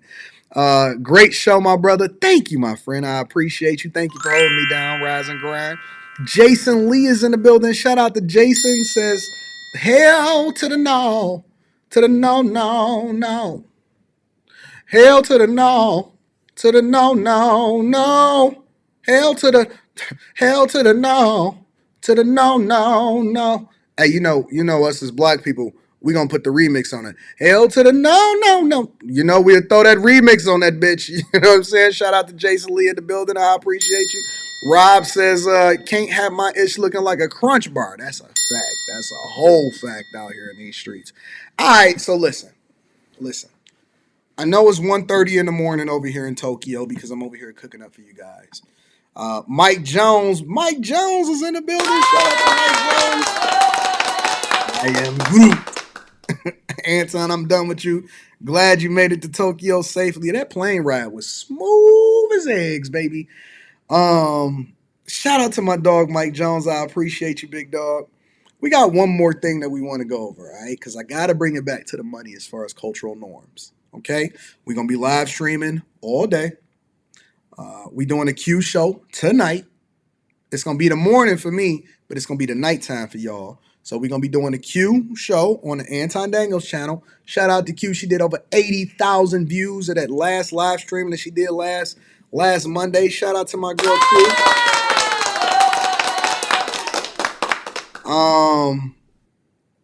Yeah, man, we getting it in. But I got one more thing that I want to share with you guys before I let you go, all right? Before I let y'all get back to work, I got one more thing that we want to go over because we want to get to the money. One thing over in Tokyo that I noticed. And I'm reading super chats throughout the show, so I appreciate y'all for continuing to hold me down. One thing about Tokyo that I noticed is that I don't know where they hide them. I don't know where they put them. I don't know where they excommunicating the people that's not doing the right thing. I don't know where they take the people that don't pay their rent. Somehow, some way, somebody is solving for these problems because I have not seen one person. There is not a trash can to rumble through. There is not a rat that's going through the street. I have not seen one whisper of a piece of paper that is flying and has not been picked up. by somebody. I don't even see people cleaning up the streets. It's just naturally clean here. I have no idea where the homeless people are. I know it's got to be a homeless person somewhere, but I don't have any idea where they are. Shout out to my girl Candace. Candid, I'm going to be reading that super chat shortly. Shout out. I got to read that now. She said, shout out to the black good fathers and the husbands. Yo, oh my God. And she cute? Shout out by Candid by Denise in the building. Let me give her a round of applause. Oh no, I'm weak for the ladies. I'm weak for the feminine, gorgeous, beautiful, great spirit, awesome super chatting ladies. I love you guys. I absolutely love you guys. But Candid, I have not seen a homeless person here. I have not seen one homeless person here over in Japan. And I know that they have them because they have poor people and homeless people everywhere, but I have not seen it here. However, they are very much becoming a problem. Rents are exploding. Middle class is being priced out. Time out. I'm gonna read your super chat shortly, and it's fucked up out here. Make sure y'all get a like for the YouTube algorithm, subscribe to the channel, and turn on your notifications. We gonna get to it, ladies and gentlemen. Let's get it popping. New Yorkers are feeling the squeeze as rents hit a new high. The average monthly rent is now $5,588 in Manhattan. And could y'all imagine that you're paying rent and your rent is $5,500 a month on average? That means that there's higher and there's slightly lower, but on average, the average rent is basically $5,600 a month, because we're going to go coast to coast. We're going to go New York. We're going to go Las Vegas. We're going to address everything that's happening across the board. Could you imagine paying $5,500, $5,600 in rent just to be able to survive? That is up 9% from last year. CBS 2's Natalie Dudridge takes a look at what's driving the increase. $5,000, $6,000. This apartment hunter says she can't even find a studio to suit her work from home needs that's less than $5,000. I am considering not coming back to Manhattan. For the last 2 months, Connor Layton and his two friends who just moved to the city for work have been searching for an apartment. Shout out to Connor. Connor is out here suffering. We knew it was going to be small, we knew it was going to be expensive, and that's definitely proven to be the case. The average overall monthly rent in Manhattan rose to a record $5,588 in July. I think it's absorbent. I definitely feel the squeeze. According to a report by Miller Samuel and Douglas Elliman, an average studio is $3,278. That's no bedroom. That means that your kitchen, that's a box. I'm reading the super chat shortly. That is literally a box.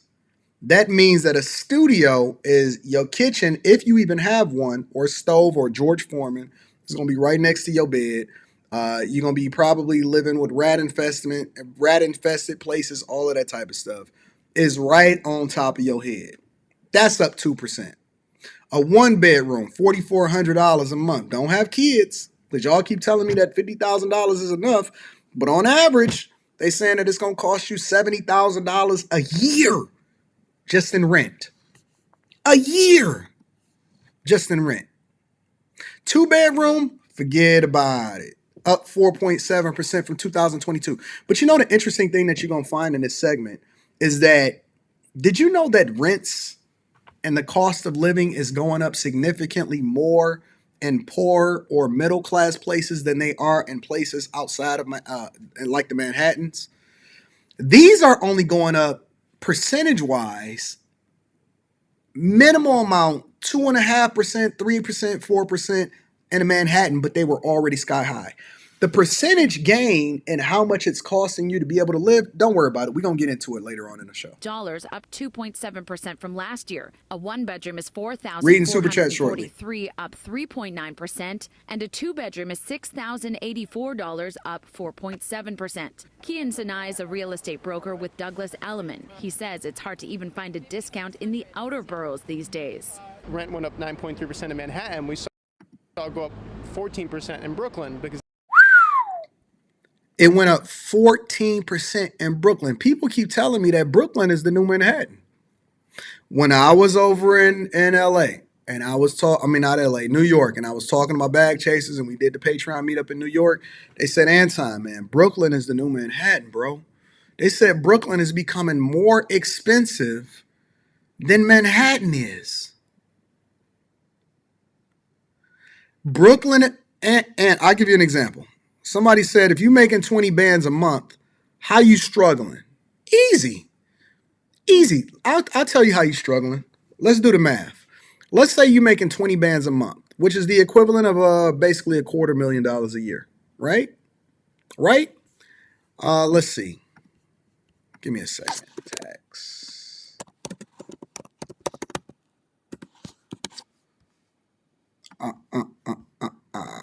So the tax brackets right now, because if you make less than 80, then you're in a 12% tax bracket. But let's say you make more than $231,000 a year, right? If you make more than $230,000 a year, that means that you're going to pay a 35% tax just for federal.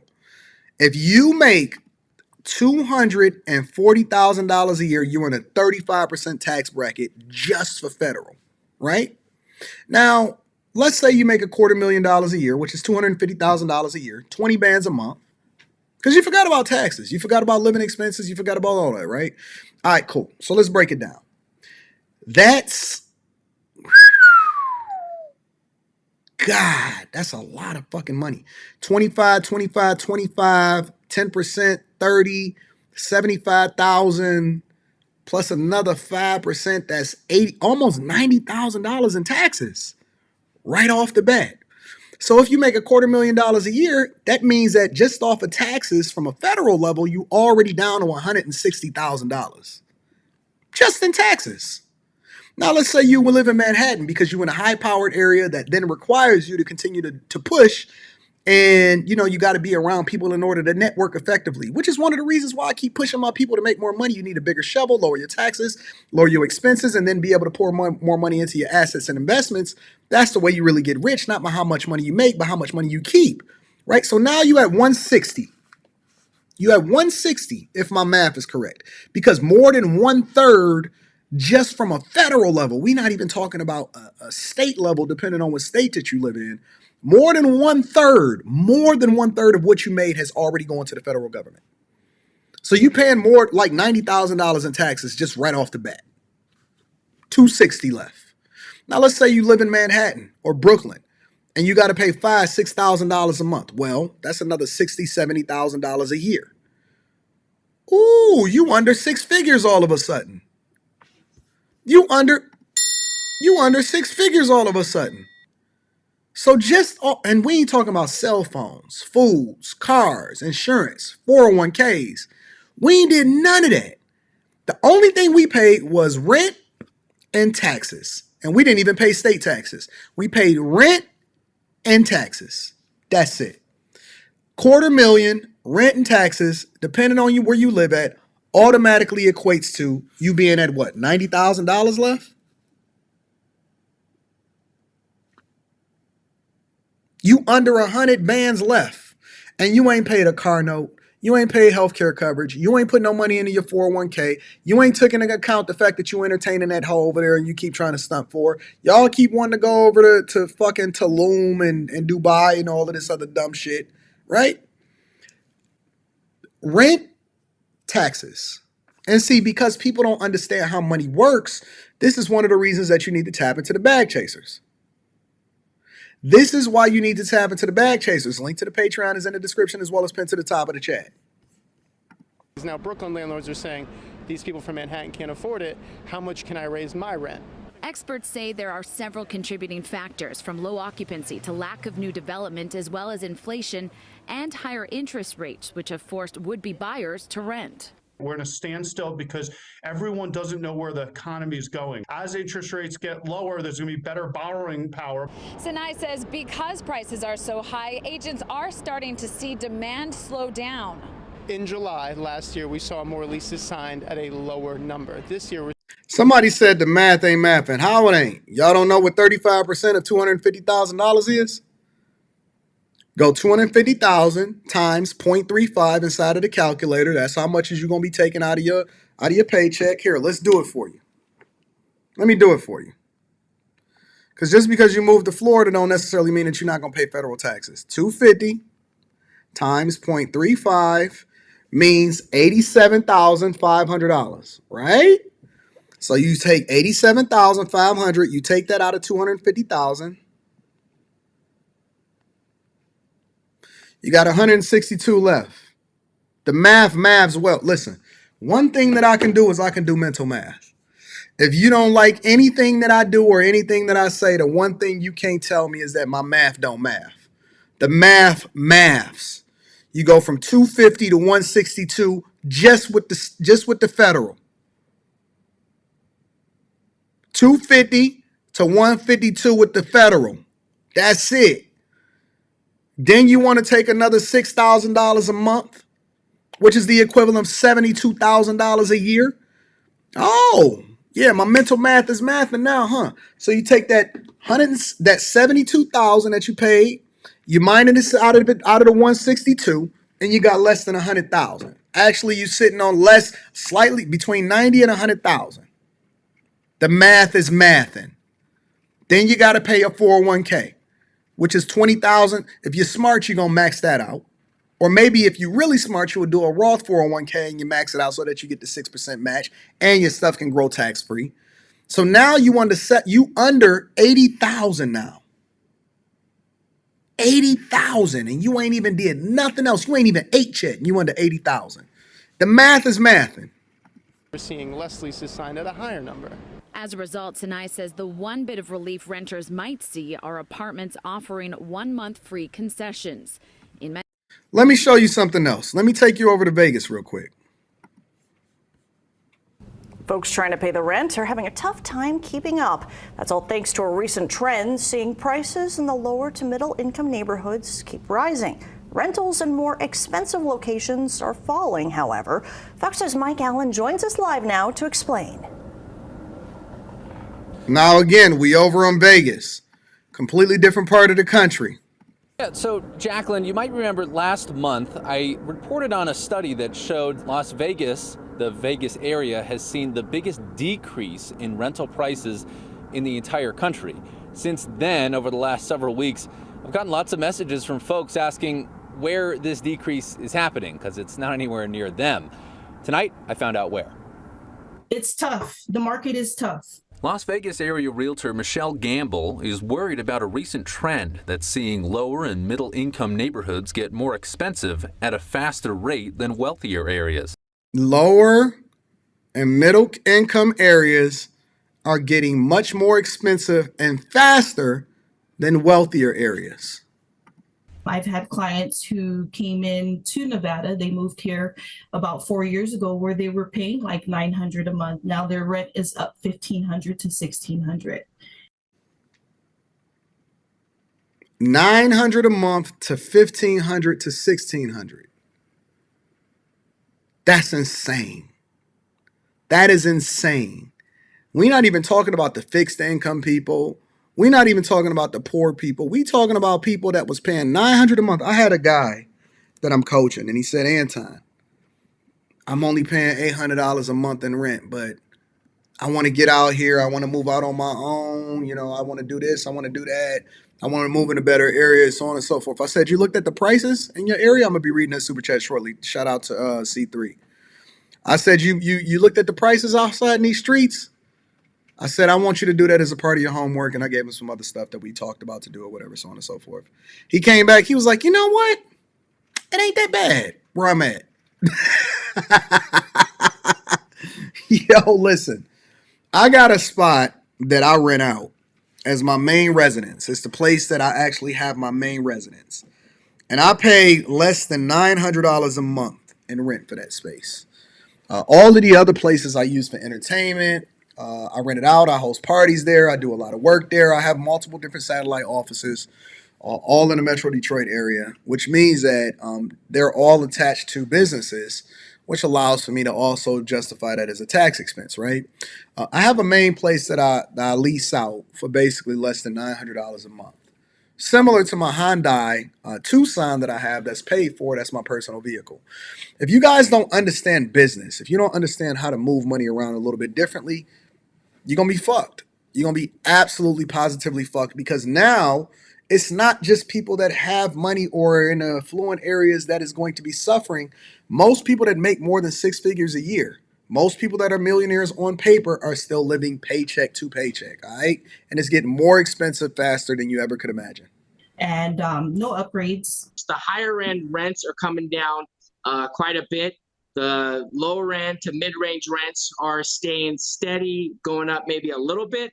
Fellow realtor Steve Hawks tells me one of the causes could be the low interest rates that buyers took advantage of during the pandemic. Many sellers are no longer selling their home to buy another. Instead, they're renting their home out because their interest rate is so low and their payment is so low. That's creating more rental inventory, especially on the higher end of the price range. Hawks says another factor that's putting upward pressure on prices at the lower end is that hedge funds have been buying lots of affordable housing.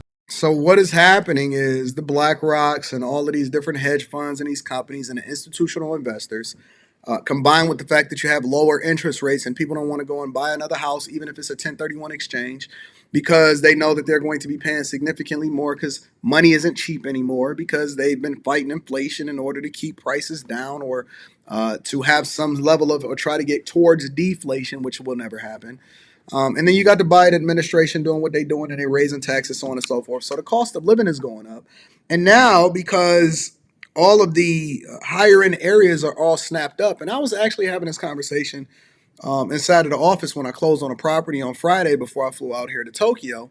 And he said that a lot of people, a lot of the developers, a lot of the institutional investors have snapped up so many properties that the builders are starting to move even further out so that they can continue to keep profitability up in order to build homes for people that say that they need it. Because people are still buying homes, but the inventory is so low. And the institutional investors are now the people that you have to compete with. So when y'all see people that say, well, 1% of the population owns 90% of the real estate, it's because you have these horrible laws and you have these trash legislators, and people are more focused on embracing debt than adding assets and wealth into their portfolio, and they don't know how to adjust in order to be able to make money or make a bag. And that's why I'm doing that series. I just did a live stream previous Sunday where I broke down exactly how it is that I'm building new properties and how it is that I'm finding and acquiring land. If y'all have not watched that, don't just be entertained by the Fleece interview, the Love Dorsey's, all of the different interviews that I have in a Patreon. Also go and look at the content that I'm giving you in the live streams that I'm doing, and join in on the live streams and ask me questions so that you can better understand how you can leverage this as an opportunity to make more money. Because it's only going to be winners and losers. There's going to be no in between. I know y'all keep thinking and y'all keep using these terms that make y'all feel good. Oh God, I'm solidly middle class. I'm upper middle class. I'm lower middle class. I'm middle class. No, fam, you are going to be on one side of the fence or the other. And the fact of the matter is, nobody is going to care whether you're on the other side as far as the homelessness, all right? Something he says has completely changed the real estate game in just 10 years. They pretty much control the rental market in that arena under 500, but they by far have the most rentals. Gamble says that as prices for once affordable units keep increasing, many families are being priced out of neighborhoods they used to be able to afford. I've had clients who had excellent credit. AKA, she's probably talking about herself. Whenever you see him looking up like this, I'm just keeping it real. I read body language just as much as I look at what it is that people say. Look at how she's communicating. I've had clients who had excellent AKA me and my friends credit, make substantial amount of income monthly, and they were unable to get approved for these rentals. AKA strong black woman. This is what happens when you have big corporate America come in and buy single family houses where people can't rent, people can't buy. Because nobody gives a fuck about you, and you are now going to compete against capitalism, and you have nobody to protect you. That do it causes prices to go up, it causes rents to go up. That's the number one problem right there.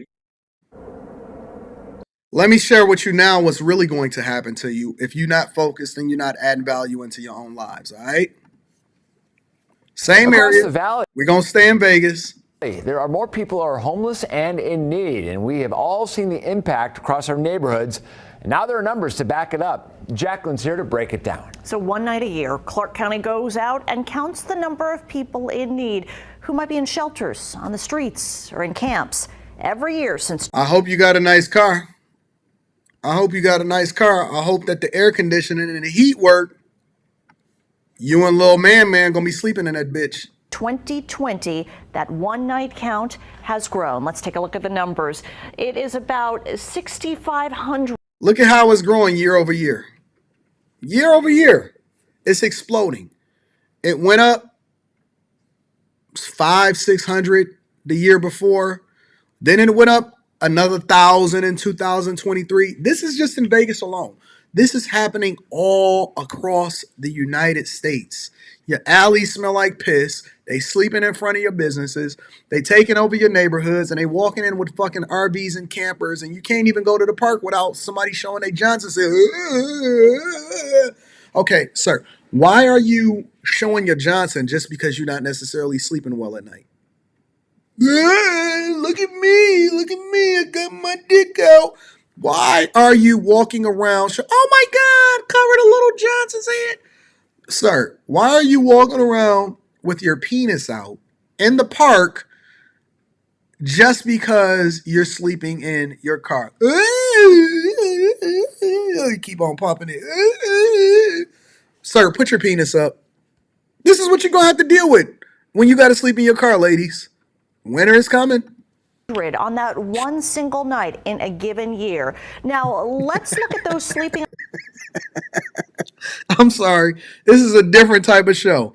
If you're not used to this type of show and you're used to another type of show, we different over here. We say what the fuck we want.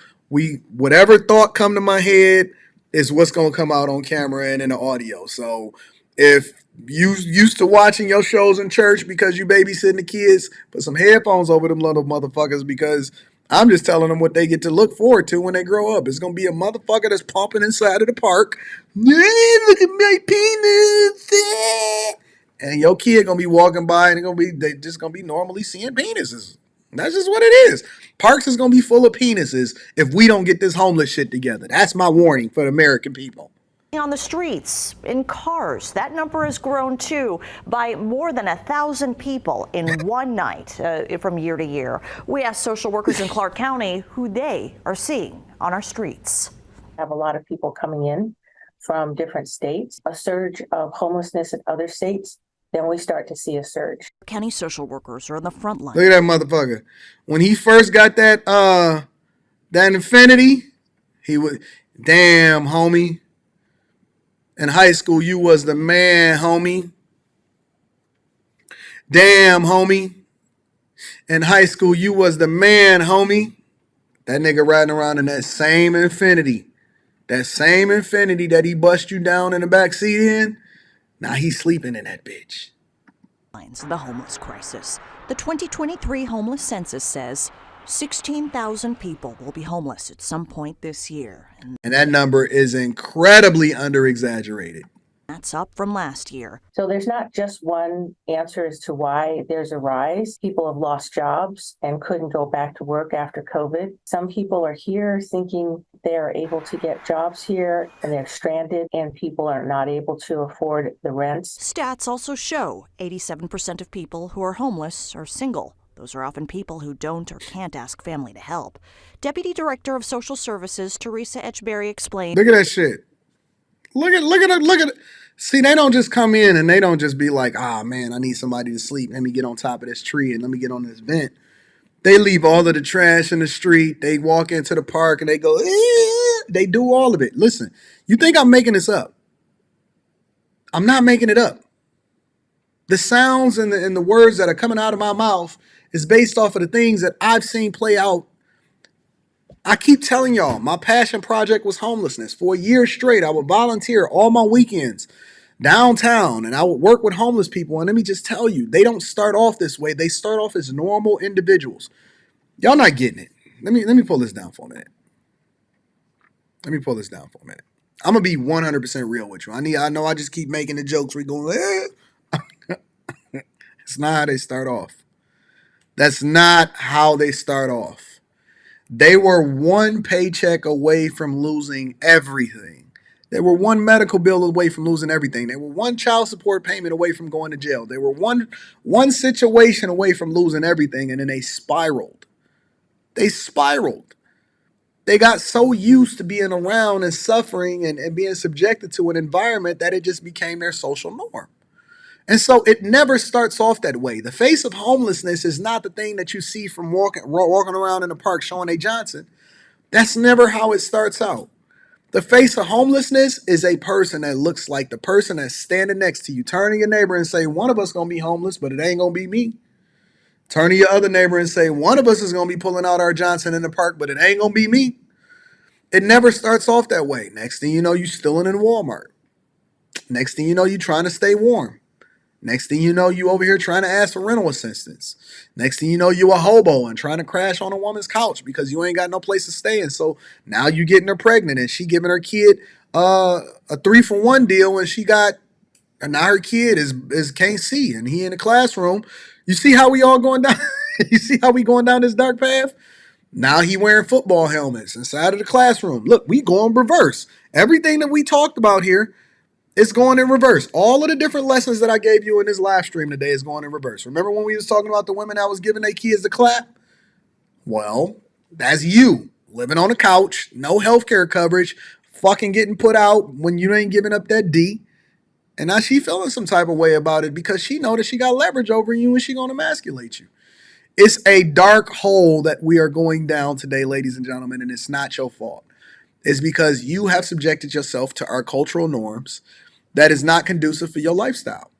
And I am trying to tell you, I am warning you. You may not like me. You may not like the way that I communicate. You may not like the jokes that I tell about your uncle that's pulling out his Johnson inside of the park in front of little kids so that we can beat him up and he gonna get arrested as a result of it. You may not like it, but it does not make it any less true. The one thing that is for sure, and we should all be able to agree on this, regardless of whether you like the way I communicate it or you like the way that somebody else likes to package it a little bit differently, is that there will be no middle class. It is going away. People are suffering, and it is going to be a very bad situation in these streets.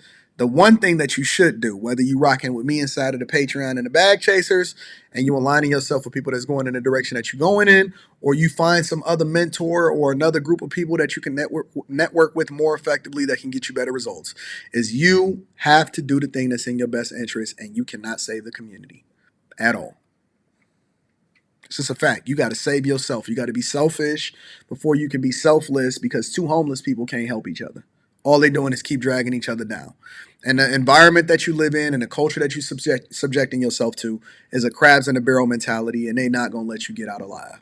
You got to save yourself. That way you can be a contributor to the group, and you can be a person that actually adds value to your community and leave this earth in a better space had you not been here. It's just a fact.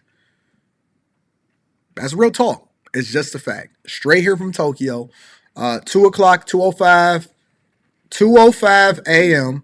from Tokyo. I am telling you, face to face, you have to do something different, because it is not going to be in your favor. And if you're waiting on the government to save you, it's going to go the same way as them fucking student loans. You going nowhere, buddy. You're going down, down, down. Red team going down. All right. Let me read some of these super chats and let's get it popping. Let me get y'all up out of here. Candy, just like Candace. I can see you when you walk. Candy says, shout out to the Black good fathers and husbands. We love Candy. We love our awesome sisters, our feminine sisters. Shout out to you, love. I appreciate you. Time Out says, Anton, the homeless live in the cyber cafes. Here in Japan? Might must be open all night. They doing something with them. Cliff Williams is in the building. Shout out to Cliff, says, Japanese people are extremely disciplined. I see that. I can tell. J1 is in the building. I appreciate you, J1. J1 came through. Shout out to my dog, J1. J1. Motherfucking. Shout out to J1. Says, Time Dog in Japan. Could you vlog some hibachi in Japan for us common folk? Love y'all. Pause. I absolutely can. But you know what, J1? You know what I want to see? I want to see you over here with me. One of the things that I determined when I was over here or very earliest in this experience because it's so awesome. And again, got the views. I've lowered the thing so you can't see the reflection of my daughter and stuff in the window. This is going to have to be an every 2 to 3 year trip. This is going to have to be an every 2 to 3 year trip because it's too awesome. It's too many things that I haven't seen, even in this 8 days that I'm going to be here. It's too many cultural experiences and too many things that I need to see that I have to, you know what I'm saying? I got to get it. I got to see more. So shout out to my dog, J1. I appreciate you. JC says syphilis epidemic helps feed the prisons too. You're going to have to break that down for me one day, big dog. Ash says, AD, once I became a well-traveled, I would take a feminine flatback who is fit, great personality and behavior of a masculine female with fake accessories, poor attitude and behavior any day. Me too. I will take a feminine, good-spirited flatback over a haughty, neck-twisting, eyelash-wearing, give me 50,000 lashes, Umar Johnson supporting black woman any day. Any fucking day of the week. And I love my black women. I'm married to a black woman. But don't think for 1 second that I will pick any of these hussies that's not fitting the description over a flatback. I'll take a flatback all day. And a flatback can be a black woman too. A flatback could be a black woman. Yeah, I'll take a flatback. You know I would. C3 says, appreciate the content, Anton. Nearly 6,000 for rent is insane. Is it? That's what's happening. I'm currently in Thailand, and 6K USD here would get me a huge villa and then some with a way better view. Enjoy your time in Japan and Asia. Shout out to my dog C3 in the building. I appreciate you all the way over there in Thailand. Get to it, big dog. Sharon says, threw me the 10 ball. I appreciate you, Sharon. Thank you for holding me down, my friend. I appreciate you. Listen, we only got 11 dislikes today, which means that either the haters is getting tired of me talking shit about them, or they've switched over to the other side. Either way, make sure y'all get that TIEGE HANLEY 30% off your first order plus a free gift. Make sure that you tap into the Patreon. Link is in the description as well as pinned to the top of the chat. My dog Brock with the Pass of Love offering is in the building. We appreciate you, Brock. And then also on top of that, make sure y'all tune into the Q and Quentin show tonight. I will be there. My friends will be there. We will be having a phenomenal time, and it is going to be awesome. I love you. I appreciate you. Let me get this one more super chat. Chucklin Wizzy said, you should regularly visit for sure. It's good for the soul. Great show today. Thank you, my friend. Thank you for holding me down. Listen, I love you guys. I appreciate you. One thing I want you to do is that if it's good enough for me to make the sacrifice to be doing this at 2 o'clock in the morning on Japanese time, on Tokyo time, then it's good enough for you to do the thing that's in your own best interest. I love you. I appreciate you. I expect for you guys to really, really be able to hold me down and take care of business while I'm out of town so that when we get back, we can be counting up this money together and you're not outside in the park doing like this. I don't want to see that shit. So I need you to do me one more favor before we get up out of here. Make sure you share this with your family and friends. We don't want to be successful by ourselves. I love you. I appreciate you. Thank you guys for continuing to rock with me. Let's run this checkup, man. I'm out. Peace.